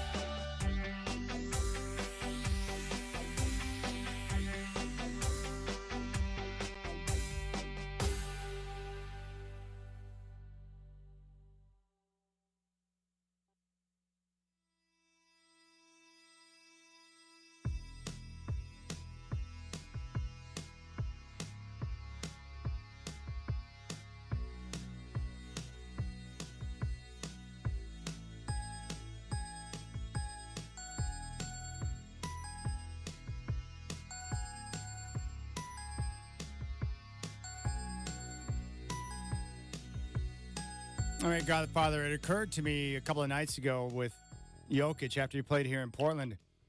I've never seen a player like him in the NBA. He is a unique. The only comp I had was Arvydas Sabonis in terms of a guy of that size with the play making and ball handling ability. It's a unique. Yeah. But I was watching that game last night against Golden State. The Warriors have been playing really good basketball lately, and they came out and had a great first half. But the Nuggets cranked it up a few more notches in the second half, and the Warriors had no answer, like zero, none. Yeah, you know, Joker is a unicorn. There's just no question in my mind. There hasn't been anybody like him. And when you try to compare him to somebody, there's no one who looked like him. You know, that body build and that size, height even, who did what he does. Yeah. I can't remember anybody with as complete a game as he had. Walton would be the only guy close. And you look at Sabonis, he passed the way Joker passes, but he didn't have the offensive game, at least when he came here at that point, because he had no mobility. And this guy sees open people with eyes in the back of his head. He throws passes where it's got to be totally on feel and a knowledge of their offense and what they do. Mm-hmm. They play together so much. He'll throw a blind pass, and somebody's right there to catch it. It's like, how did you know it? Well, he knew the guy was there. He does that all the time. Listen to the respect that Draymond Green has for him from his podcast today, talking about the Joker in that game last night in San Francisco. But that's a great team. And Joker 32-16 and 16 gave me complete hell tonight. I've had my fair share of good matchups against Joker. I've given him a little bit of hell on some nights, but he gave me total and complete hell tonight. And I had absolutely no answers. And I'm just going to laugh about it because either you laugh or you cry. And so I'm going to laugh about it. I had absolutely no answers tonight. And I mean, he was brilliant. And he is in incredible shape, man. Y'all should have saw this man running the floor. I had to, turn on my burners a little bit a couple times to, keep up with him for running the floor. And he was just going, man. It wasn't like he got tired. He was just going and going. And man, shout out to Joker. It's always fun playing against him. I wanted to. I got a lot of respect for Joker. I always have. I love the way he go about his business. Obviously, a great basketball player. And Joker caught me with the shoulder and the chin, and they didn't call offensive foul. And I wrapped him up, and we was coming back down the court. Yeah, and he was like, "Brought that was definitely a foul." He was like, 100% a foul. He's like, "But I didn't try to on purpose." And I'm like, "No, I know you didn't try to on purpose." Which is why I didn't foul you hard and just kind of wrapped you up, because I know you didn't try it on purpose. I love playing against the guys where there's a mutual respect of like the work that you put in, the work that I put in. There's a healthy competition. And that's so I always enjoy the honor of playing against Joker. I got a tremendous amount of respect for it. Let's come from Draymond Green. You know, it's good too that he pointed out the kind of fitness that Joker is now, the shape he's in, because that was the knock early. You know, he's not in shape. The kid's not in shape. He needs to lose weight. He can move around better. That guy runs all night now. He does. He runs all night. He's in great condition. I think the reason why people still have a hard time with him partly is because he's white and he's pudgy and he's not chiseled from stone and he doesn't move fast. So it's hard for people to process how he's out there dominating basketball games. They don't get it. Yeah, and he's not chiseled, but he's strong. You could tell that. Oh, he's very strong. Man of that size, when he puts his body into you, you feel him. Yeah. Terrific player. Great vision. He's got Larry Bird-like vision on the floor. And I give a lot of credit. Talking about their team, Chad, Michael Malone has really done something good with those guys. Their discipline to stick with what they run offensively is incredible. When they need to crank it up, nobody has an answer for their offense. There's just nothing you can do. They read and react. You can play them one way, they'll go the other way. They handle themselves so well. They're going to be such a tough team to beat in the playoffs. I just don't know if anybody can. I don't think they can beat them. No, I think if they're healthy, if they remain healthy, they're going to add a couple of more championships to this current run.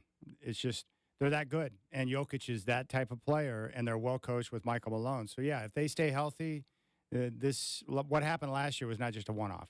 And how rare is it? He is the only all-star on that team. Yeah. Murray's Jamal never Murray's never been an all-star. Yeah. That's incredible. Usually, they always say, well, you got to have 2 all-stars and hopefully 3. No, he's doing it by himself, Joker. It's impressive. All right, we'll come back on the Rip City Drive. When we do, we'll discuss Dynasty. What a good show. I can't wait. I'm going to crush multiple episodes tonight. So if you're a football, just a sports fan, to see how that came together and the balls that Bill Belichick has, whew, it took some big-time stones. No, we're good. I'm not going to put Drew back in. We're going to stick with Tom Brady. Amazing. Jeez. All right, we'll get to that. You got the Rip City Drive with Dwight and Shad.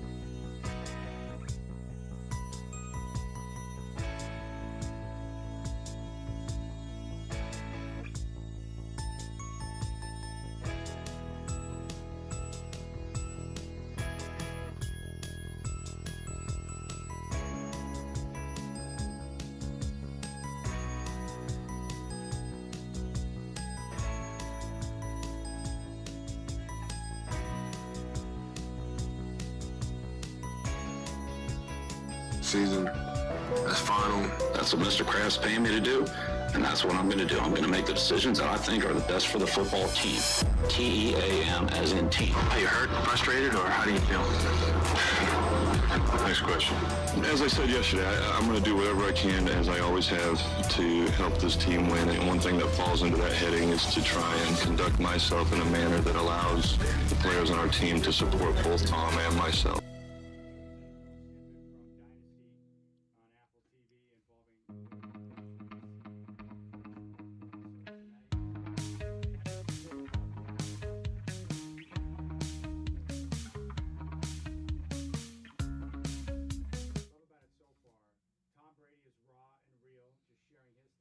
Mm-hmm. Bill Belichick is exactly the Bill Belichick you would expect. Grumpy, curmudgeon type, bitter, like usual. Drew Bledsoe was incredibly engaging along with his wife and discussing what happened with him getting replaced by Tom Brady after losing his job to an injury. And the team goes on to win a championship. But what was striking about that is, one, Robert Kraft comes off more likable than Bill Belichick, and the guy's a billionaire. Yeah. He loves his players. Yeah. Like, he literally loved Drew Bledsoe and thought he was going to be the savior to bring a winner to that area. They were looking to win a championship, and that season came on the heels of what had just happened on 9/11. So there was a lot of pain and suffering in the area. They were looking to get a winner, and then Drew Bledsoe goes out there in the first game after 9/11 and gets cracked. And he was bleeding internally. He almost died. Yeah. It was a terrible injury. Terrible. But it also, what it showed you, what I took away from the first episode, Chad, is the guts that Bill Belichick must have had, knowing Robert Kraft was in love with Drew Bledsoe, to say, Tom Brady's my quarterback moving forward, rest of the year. Yes, and this was a player in Bledsoe who they drafted, number 1 overall. He had been phenomenal in the community. He was a terrific teammate and had done everything that they had asked him to do. And he had already taken the team to a Super Bowl a few years prior to that with Bill Parcells. Yeah, He was a legit number 1 he was. and beloved by his teammates. And Belichick got Brady in. The team started to play good football. And then Bledsoe, and this really caught me, he said he called Belichick when he got clearance from the doctors to resume playing football. And Belichick said, well, get in here, and you've got some work to do to get caught up, and we'll see how things go.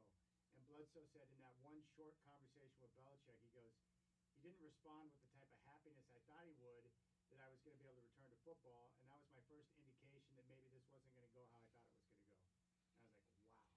Yeah, and people, I think by now, understand in pro sports, if you lose your starting job due to an injury, when your injury is healed and you're healthy, you get the job back. Yes. Almost every time. Almost every time. And Tom Brady and the team started playing good football. And what was amazing, and this is so striking from the episode, Belichick makes the decision to stick with Brady, and Kraft felt horrible for Bledsoe, so they went and had a conversation with him. He said, hey, I'm going to talk to Bill. This is ridiculous. So he goes to talk to Belichick. After his conversation with the coach, he goes back to Drew and he said, look, he goes, I could make Bill put you back in, but you and I both know that wouldn't do the team service, but most importantly, it wouldn't do you any service. And then to Drew Bledsoe's credit, he humbled himself to be a great teammate and support Tom and make sure he was not a distraction. And his reward was, in the postseason, in that AFC title game at Pittsburgh, he got to play because Brady got hurt, helped them win the game, and they go on to the Super Bowl, and Brady gets the start. So think about that. Loses his job to an injury, goes in, wins the AFC title game, and then when the Super Bowl comes 2 weeks later, he gets back on the bench because Brady's ready to go. That's brutal. I remember that Super Bowl because there was doubt before the Super Bowl.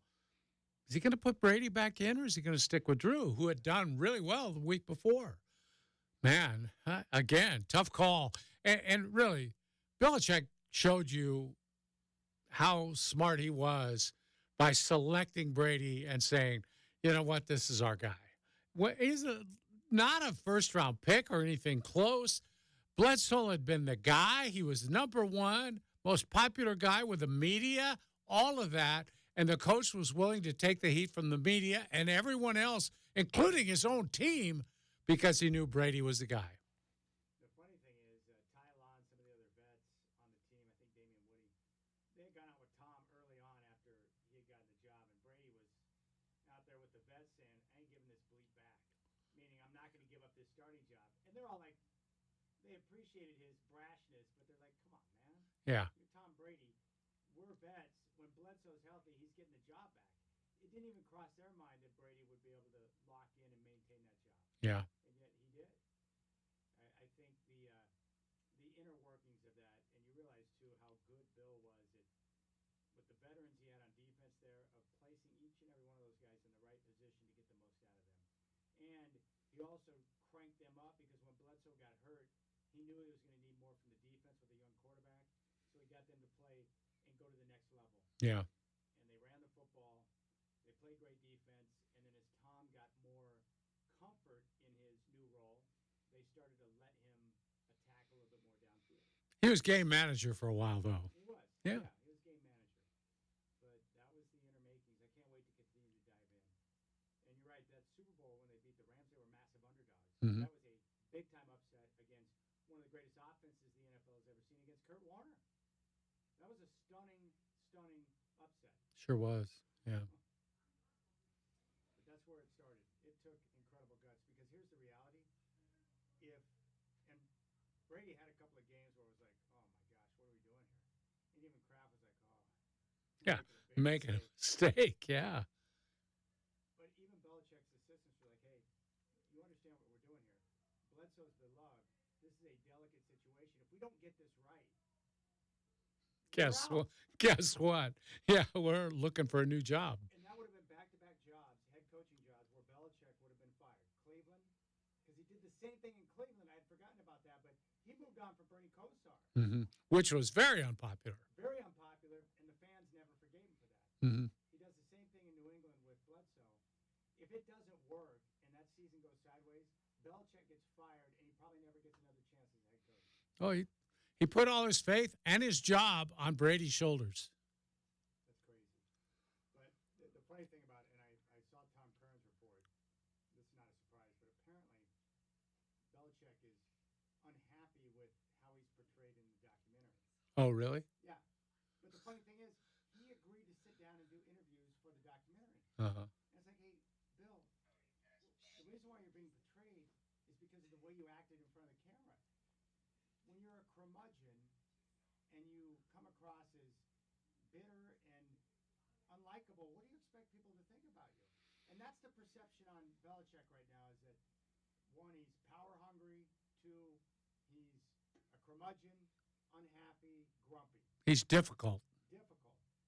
So what I think he should do is take a year off, which he's going to have to because he's not going to get a head coaching job this season. I saw him on the game day set with college football. He was terrific before Army-Navy. He should go and get a job in TV as an analyst or as on TV where he can talk about the games and really focus on showcasing his personality and just showing the different side of him. And you know how like some of these celebrities will go through like celebrity rehab or whatever? It's just kind of like a little image rehab for Belichick to show a different side so that people can change their perception on you. And then look at next year. You could have multiple jobs, almost guaranteed to have openings with good quarterbacks. Dallas could become open because McCarthy is kind of dangling out there. Yeah, he's on the tightrope. Philadelphia, I would say, could be on the outlook for a coach. They have a quarterback. There's Jacksonville, if things don't go better next year. There's multiple situations where he could find himself in a job. He just needs to show a different side so people don't have that perception that he's grumpy. Like he's walking around in wet underwear all day. It's like, why are you so why are you such a bitter man? Because, you know, in today's world, the angrier or grumpier I am in dealing with my players is going to get them to play better. That doesn't work as much now. No, it doesn't. And you know that probably had to wear on Brady over time. It's like, dude, can you just lighten up a little bit? We've been together for almost 20 years, and we've won 6 Super Bowls, and you're still going to operate like this? Come on, man. It's too much. It's a little rehab. Rehab the personality and the way people view you. You can hire people to help you with that. There's plenty of guys that can fix you. Can you imagine taking on that project and Bill Belichick? All right, Bill, we need you to be a little more friendly. Where do you see him, Chad? Do you see him doing a game thing, or do you see him on the panel? I think he'd be best on a game. Do you? I do. I think he would be so freaking awesome on a game because he's been in the NFL for so long now as a head coach, the last 20-plus years. So he knows every player in the league right now better than anybody else knows every player in the league. Yeah. So imagine the database in his brain and understanding of the game, and I've seen him on TV before and how engaging he is.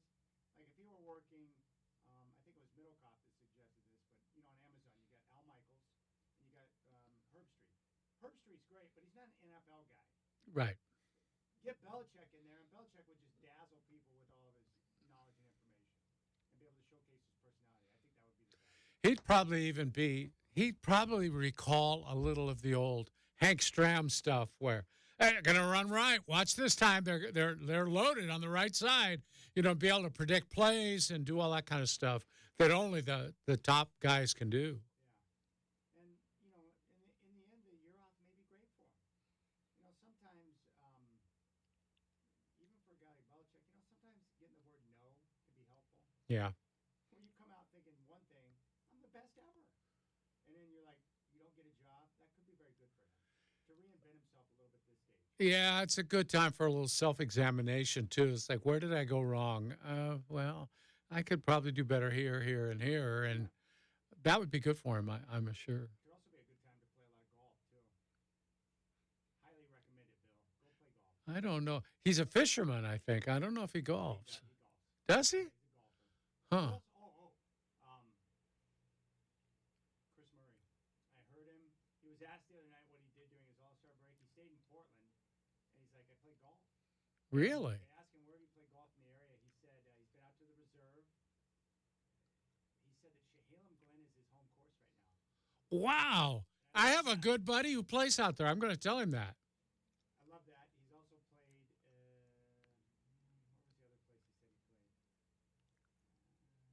Tualatin. I think he played at Tualatin Country Club. Yeah. I love the fact that he was at Chehalem Glen hitting the Muni.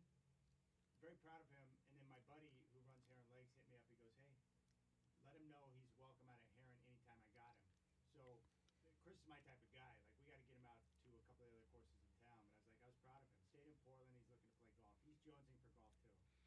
Well, Trailblazer players traditionally don't have to pay for a round of golf. No. They can play pretty much where they want. I saw, before he passed, I ran into Cliff on a regular basis out of Heron. He was always out there. Somebody told me that Greg Oden was an honorary member out at Willamette Valley while he was here. He was? Yeah, that's what I heard. He played there all the time. I didn't. Played around with him. Did you see him out there? No. This was back when he was playing. Yeah, he doesn't come around Portland much anymore. But we'll be back in these years. You know, he must have been playing out of a cart. I don't think he was walking 18 holes. It would be so great as a pro athlete. I'd be looking for the off-season circuit of tournaments. All you have to do is be like, yeah, I'm in, and then you show up, you get free golf, and get Yeah. to hang out Yeah. with other athletes. That doesn't suck. People would buy you lunch afterwards too. I'm sure. Genius. Those I like guys. that. Yeah, Chehalem Glen is his home course. I'm That- so proud of him. I find that incredible. And it's a great track, but I like that. He's like, oh yeah, Chehalem Glen's my home course. I'm like, oh really? Okay, that's good. But then Huh. again, when you're on the rookie scale deal, Yeah. you're not making big fees. He's also a guy, he could probably go to Chehalem Glen, and my guess would be no one would recognize him except for his height, but he's not like a well-known figure in Portland right now. No, he could roll up on any course and not attract a crowd. Yeah. It's a good place to be. Yeah. You're doing everything you want to do for a living, playing pro basketball, but you're not a big name to where everyone knows who you are and how you roll. Someone would be like, "Oh, dude, Keegan Murray was at my golf course today." Yeah. You know what I like is, like even with Cliff, this is what I like about golf courses. Like everyone knew who Cliff was, obviously, because he was Yeah. so big and noticeable. But because he was out there all the time and all the regulars out there, it'd just be like a passing, hey, what up, Cliff? And Yeah. But no harassment, right? No, Right. just let him go about his game. I like that. Well, that's the way you are when you come out to our course. You're a celebrity, but people don't bother you too much. They get you on the range a little bit, but once you start playing, it's I've gotten it out the range at Willamette where people are like, hey, I like you and the Godfather, and they ask me, usually start little Trailblazer questions or something else. Yeah. They want to know how I like their course is what they want to know. yeah. No, I'll go into Lucky's 2 days later, and it's like, hey, I hear Chad Dewing was out here playing. Is that true? Was he out here with you playing? Well, who's the gal that works out there? She used to work out at the same club I worked at for years. Hmm. And she comes out. Yeah, She came up to me at the range. She's like, oh, good swing. I remember that day. I'm like, yeah, thanks. On top of it. That's nice. I like Willamette. It's a good course. Good track you got out there. What is the dreaded dog leg left on the front side? Number Par five? 6. Number 6. Number 6 can kiss my ass. Jeez. That's a little harsh. No, it's not. I told you the other day, I was sitting in Lucky's having dinner with Nancy, and a guy came in, and I think it was lunch, actually, and the guy came in, I said, how'd you do it? He goes, well, not that great, but I birdied 18. And I thought, nobody birdies 18. No way. It should be a par 5. It's a par 4. It's a tough hole. I mean, you got to hit your second shot really well, and your drive. I would feel good with a birdie on 18. Yeah, I know you would. I'm trying to think here. What holes? All right. So, yeah, number 6 and 18, two of the hardest. Yeah. Let me just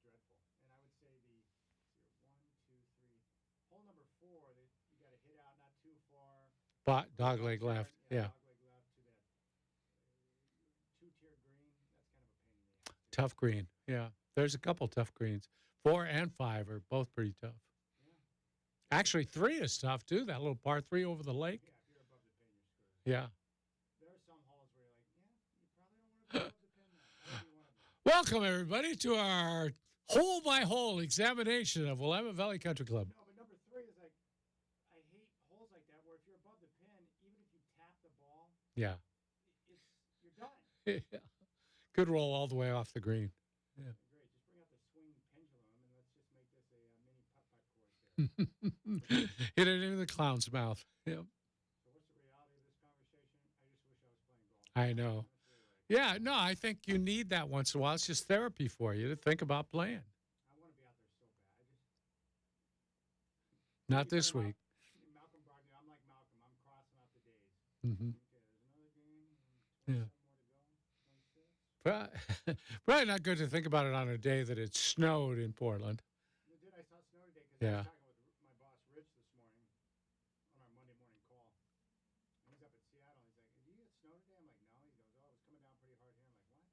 And then about 30 minutes after the phone call, I look outside. I'm like, "What the world's going on? Big flakes." I was talking to Jim Joyce, the former umpire, on the phone, and we're going to get him on next week for our show. And he said, I got a blizzard here. He just looked outside. He says, it's just coming down. And he said, it's white. He said, my yard is all white.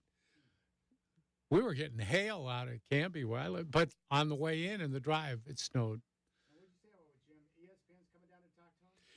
Yeah. What do they want to talk to him about out of curiosity? Yeah, you can guess. They're doing a documentary on the almost perfect game of Galarraga in Detroit, where the last out of the game was a call at first base that Jim missed and admitted later he missed it. You know what sucks? He was a great ump. Yeah. He's going to be remembered for that one play forever. I know. Don't you think he would have wished that replay was involved? Oh, yeah, would have saved him. Absolutely. Would have saved everybody. But, he said, I hope this is the last time we have to do this. He's talked a lot about it. He's been real honest about it, too. He's a good dude. Very, yeah. He couldn't come. He's doing a 2.5-hour webinar with a group of umpires from Minnesota on Wednesday to help them out, young umpires and stuff. And that's what retired umpires do. They try to help the young guys. All right, when we come back, we're going to hear from Russ, and also Chris Burkhardt is going to fill you in on an unsuspected star sighting from this weekend.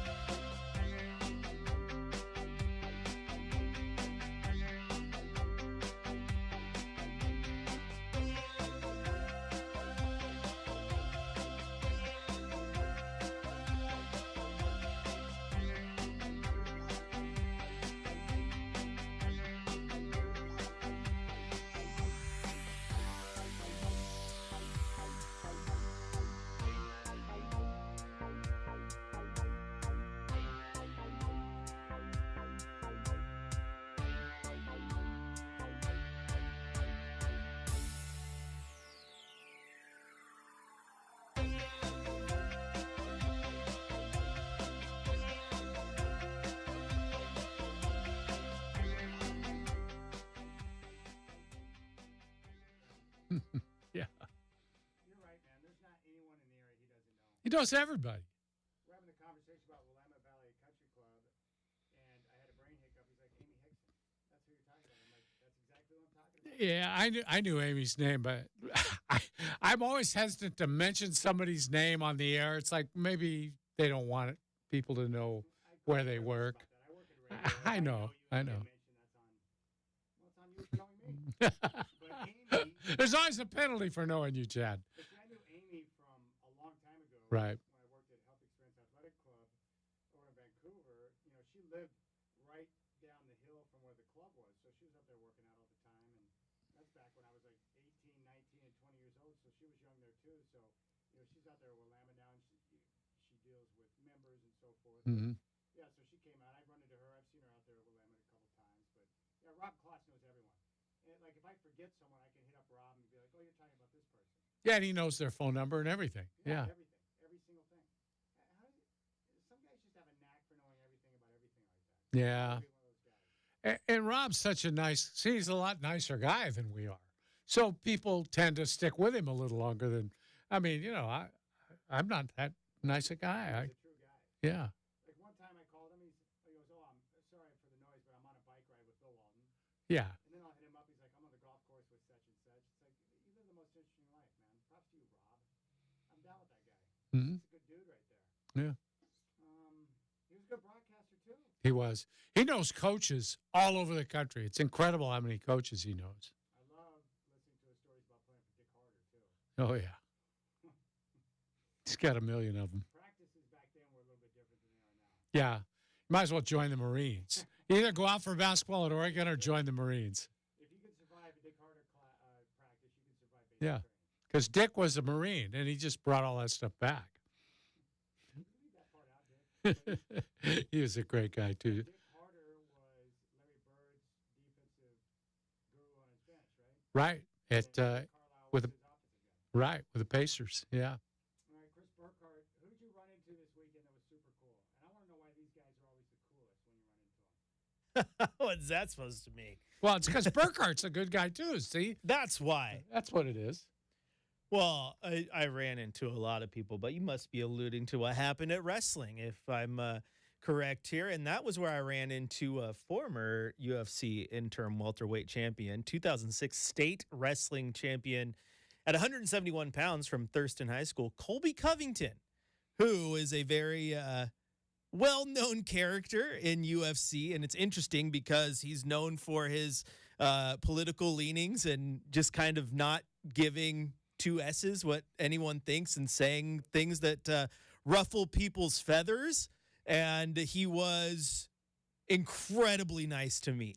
I did not expect it, but he was so humble. He was super, super chill to talk to. And more so, what I thought was most important was the way he interacted with the athletes at the event, the the kids from Thurston that he was helping coach, and all the other people who looked up to him as a fighter and a legendary wrestler in the state. Man, was he humble with his time and just gracious. So, yeah, it was kind of cool to run into someone. And I stopped for a second, Dwight, because I'm like, when you're a guy like Colby Covington and you are at the Veterans Memorial Coliseum for a state wrestling championship, Yeah. when obviously the testosterone's flowing, people are feeling a little tough. Yeah. And you know, hands down, you are the toughest person in that building. Yeah. Like, it would take all thousands of the fans to even, yeah, that's got to be a feeling to know you're that tough. Chris, I'm always curious about UFC guys. Was he recognized by a lot of people? Because I'm never sure if people outside that world know who these guys are. I don't know if the fans in the stands noticed him, but I know that the kids did. The kids wrestling 100% did. And it's funny that you mentioned that, Dwight, because you'll remember. But when I was at Centennial back in the early 2000s, Randy Couture was an assistant coach on the wrestling team. Randy now I wasn't a wrestler, but I knew who Couture was through UFC, being a UFC fan. And I don't think anybody outside of the wrestling team knew who he was or could have picked him out of the lineup. But the wrestlers knew who he was, and I knew who he was. So you're right. It's a very niche fandom. So I don't know how many people knew who he was. I knew who he was as soon as I saw him. So I was like, whoa, is that really who I think it is? And I had to look. I was like, I think I searched a photo of him online. I'm like, no, that's him. Like, I was shocked that he was there. Cool enough, I found out that I guess his dad is one of the longtime officials for the Wrestling Association there, and well-respected official, Brad Covington. So it's pretty cool to see someone like that at that event. And regardless of what you think about him for how he carries himself in the UFC, to me, I think it's huge to have a guy of that stature show up to a local OSAA high school championship event and kind of give back to the kids who are going to be the next, one of those guys might be the next UFC champion somewhere. I think that stuff's huge. Was Jack Ramsey a U.S. Navy frogman? Yeah, I think he was, actually. He did something like that. Was he a frogman? I don't. Sean was just reaching out to me and said Jack Ramsey was a U.S. Navy frogman. Huh. They were before the Navy SEALs. Yeah, it could be. I know Jesse Ventura was a Navy SEAL. That's a guy I would like to meet. Oh, yeah. Me too. Yeah. I never met him. I knew a lot of the wrestlers, never met him. I love that show, Conspiracy Theory. Oh, God, yeah. Dude, he's an intense dude. He was the king of the conspiracy theories. I want to meet that guy. There's certain people who are like, I'd like to talk with him. That's one of those guys I like to sit down and have a talk with. Last I heard, he was living in Mexico, way out in the middle of nowhere. Had no desire to be around people at all, just living out there, had everything he needed. I'll never forget when he said he was in the governor's mansion shortly after his victory, and all of a sudden a group of FBI agents showed up and said, we need to talk. And they're like, how did you get into this seat? Like, they were just investigating how he pulled that off. And that's when he realized, like, oh, I'm in a different world now. He ran for governor in a year where he was like a third-party candidate, and it worked out just perfect because the two regular parties just split the votes, and he was able to just kind of cruise right into the office. All right, let's turn our attention to Russell Wilson. He was on an episode of the Players Podcast with Brandon Marshall, talking about his future. And, of course, right now he's still with the Denver Broncos. Everyone expects the Broncos to release him with a June 1st designation to avoid having that injury guarantee for next year kick in, which means he'll be free to sign with any team he wants. But let's take a listen. I got more fire than ever, honestly, especially over the past 2 years of what I've gone through. Whether if it's in Denver or somewhere else, I hope it's in Denver. I hope I get to finish there. I committed there. I wanted to be there. I want to be there. Hold on. You can go back to Denver, bro? I can go back there. You can play with Coach Payton again? Yeah. For me, it's about winning. It's about winning. Over the next 5 years, I want to win 2. I want to feel the chill of that trophy again. So, yeah, I want to go back to Denver. I hope I get to go back. Pittsburgh Steelers, Las Vegas Raiders, Atlanta Falcons, New England Patriots. Well, I will put Denver 1 because I'm there right now. It's just, and, I think you have to have the ability to compartmentalize. Which you've shown. Yeah. I think you have the ability to compartmentalize that. Listen, it's a business. You got to be also non-emotional about it too at the same time. You also have to know that there's ebbs and flows to it. You know, winning heals all wounds. To me, it's really focusing about being the best version of me, being prepared, and no matter what, you control what you can control. So my mindset right now where I am is where I am, and I'd love to be there, you know. Love to win. You know, that's what I came there to do, is win more Super Bowls. And so if it's not there, though, I go to a place that we're going to win again. All right, there's Russ. Well, it's not going to be in Denver, I can tell you that much. Yeah. The main reason being that injury guarantee that kicks in if he's on the roster, I think, March 17th. The Broncos already went to him and asked him to move that date back, presumably to next year at the same time. He and his agent said no, because if you're a player, why would you give up guaranteed money? That's crazy to do that. So he's not going to do that, and the Broncos want to move on because they're not getting a return on that type of investment. Mhm. So I understand that. So the big question is where, and I think there are teams that are pretty obvious: the Patriots, the Falcons, the Raiders, and the Pittsburgh Steelers. And of that group, if he wants to win, I think the Pittsburgh Steelers make the obvious choice. They don't have a quarterback on a roster right now that's anywhere close to the level of Russell Wilson. It's pretty obvious that Kenny Pickett's not going to get the job done. Mason Rudolph finished out the year. He's more of a backup. He could go there and solidify their offensive side. They run the football. They've got a good offensive line. And obviously they play defense. I think that makes a lot of sense. But here's the key in signing Russ this year, Godfather. The Broncos have to pay him huge money, almost $40 million this year. So he can sign with another team, and whatever he makes from that team, that's just reduced from the number that the Broncos pay him. So he can literally sign for the vet min Mhm. at $1.21 million. The Broncos have to cover the rest, and then he's free to play quarterback and have a chance to get a rebirth. And if you're a team like Pittsburgh, like any of these other teams, right? Like the Broncos now, they're in the market for a quarterback. The problem is they don't have any salary cap space. Well, you can't get a quarterback unless you have big money if you want to sign a Kirk Cousins or even a Baker Mayfield, right? Yeah.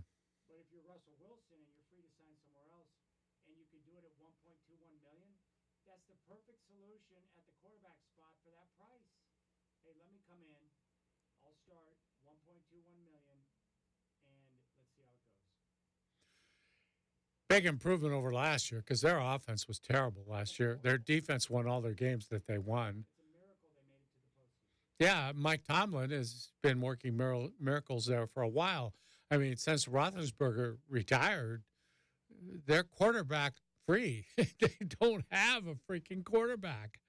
So you put It's him in an offense where they run it first. He has that balance. You allow for him to freestyle Mhm. and work outside of the construct and make plays. And I think it's a perfect fit. So I hope of the teams that are available that Pittsburgh ends up being the team, so he'll have a chance to go and have success. And I think it's great. Tomlin might be the right head coach for him too, don't you think? I think so. He's used to Russ is a guy like Pete Carroll, defensive minded, someone who's going to set boundaries and have certain expectations, but he knows how to deal with that type of environment. And it's pretty simple. It's like, hey, we're going to ask you to make some plays, continue to do what you did last year, protect the football, don't put us in a bad spot, and if you do that, we're going to have a chance to win. Yeah. Because we'll be able to get stops on defense, and we'll have enough balance with the run game to where you'll be in a position to have success. They'll probably win games. Yeah. Well, they made it to the playoffs last year with a combination of Pickett and Rudolph. Phew. So, yeah. So that's it. I mean, that $1.21 million for a starting level quarterback in the NFL for a one-year situation is unbelievable. I have no idea about their cap, but it certainly is a break to get a proven NFL quarterback for that price. Goodness. No matter what your cap situation is. Yeah. Because you can pay $1.21 million and still have money to spread out elsewhere. Mhm. And it's a benefit to Wilson to take the reduced salary for that year because it allows the team to add more pieces around you. So, and the Steelers are one of those organizations that I would trust because they have a proven track record of draft development, stability. Like a lot of these franchises in the league, you know, they're like the Jets. Like the Jets are on one end of the spectrum and the Steelers on the other end of the spectrum. For sure. The other team too,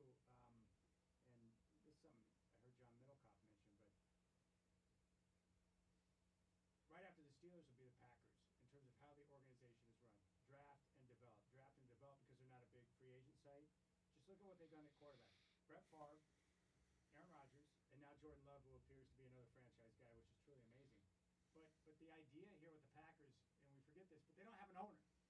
They have football guys who run the organization. Mm-hmm. And so what I'm wondering is, and you know this because you've been around sports for a long time, but I'm changing the way I look at the Packers, where I used to clown on them because they had Favre and Rodgers and only won 2 titles, which I think is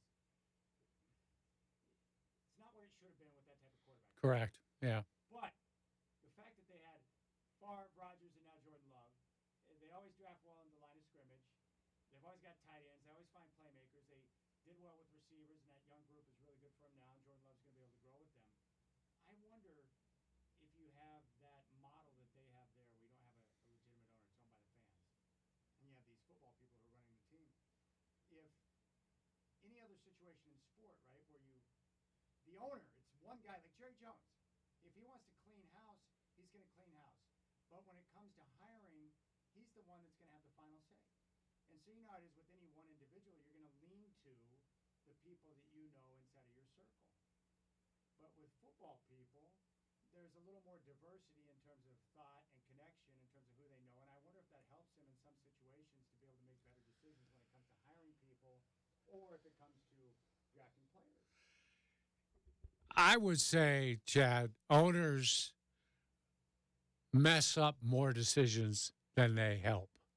I think very often they get hung up on a way that they want to do it or a player or a person they want that isn't good. And then they also have this non-endearing habit of filling the front office up with relatives, sons or nephews or brothers or cousins.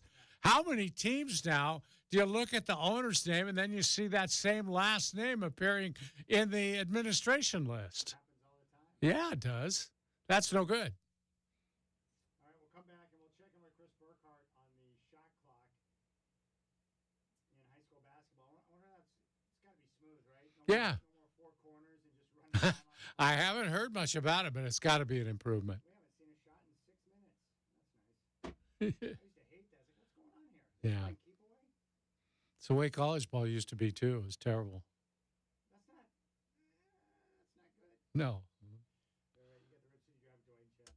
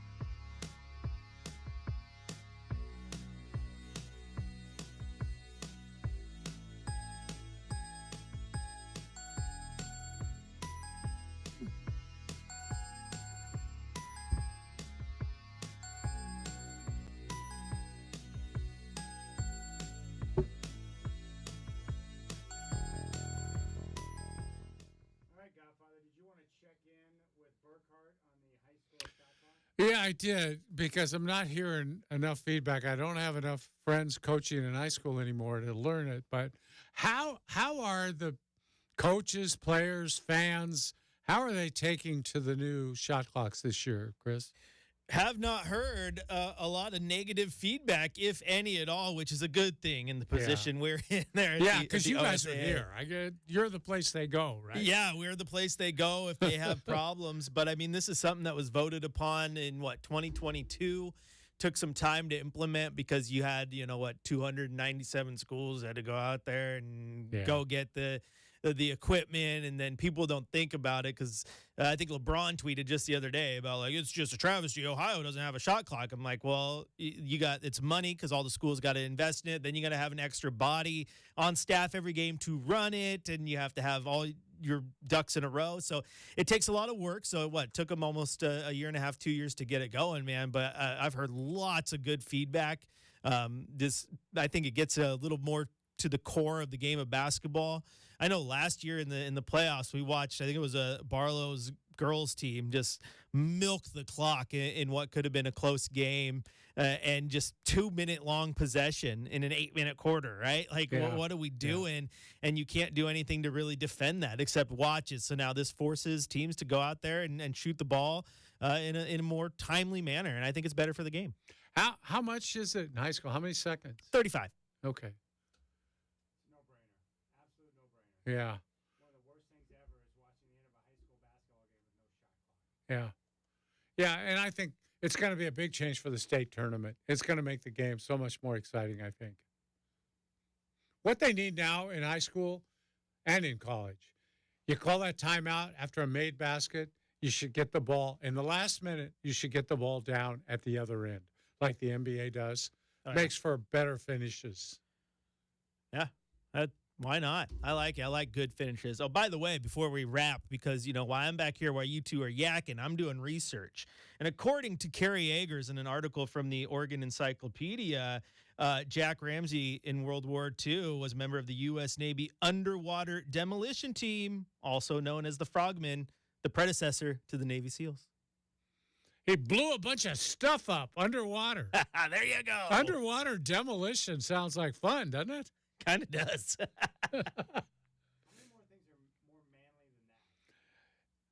I'll tell you, Jack Ramsey was a Renaissance man. He was incredible. Tough guy. He did triathlons, marathons, all that stuff, but he was still the first guy. We'd be headed into New York a week from now. Hey, what do you want to see on Broadway? I can get us tickets at NBA guys in the office there can get us tickets. We would go to 2 or 3 plays in New York when they were playing there. And Jack was always the ringleader for that. Oh, man. I used to love the old videos. He would sit down and do calisthenics with his players. Yeah, he did. Yeah. Making sure they were properly stretched Yeah. before practice.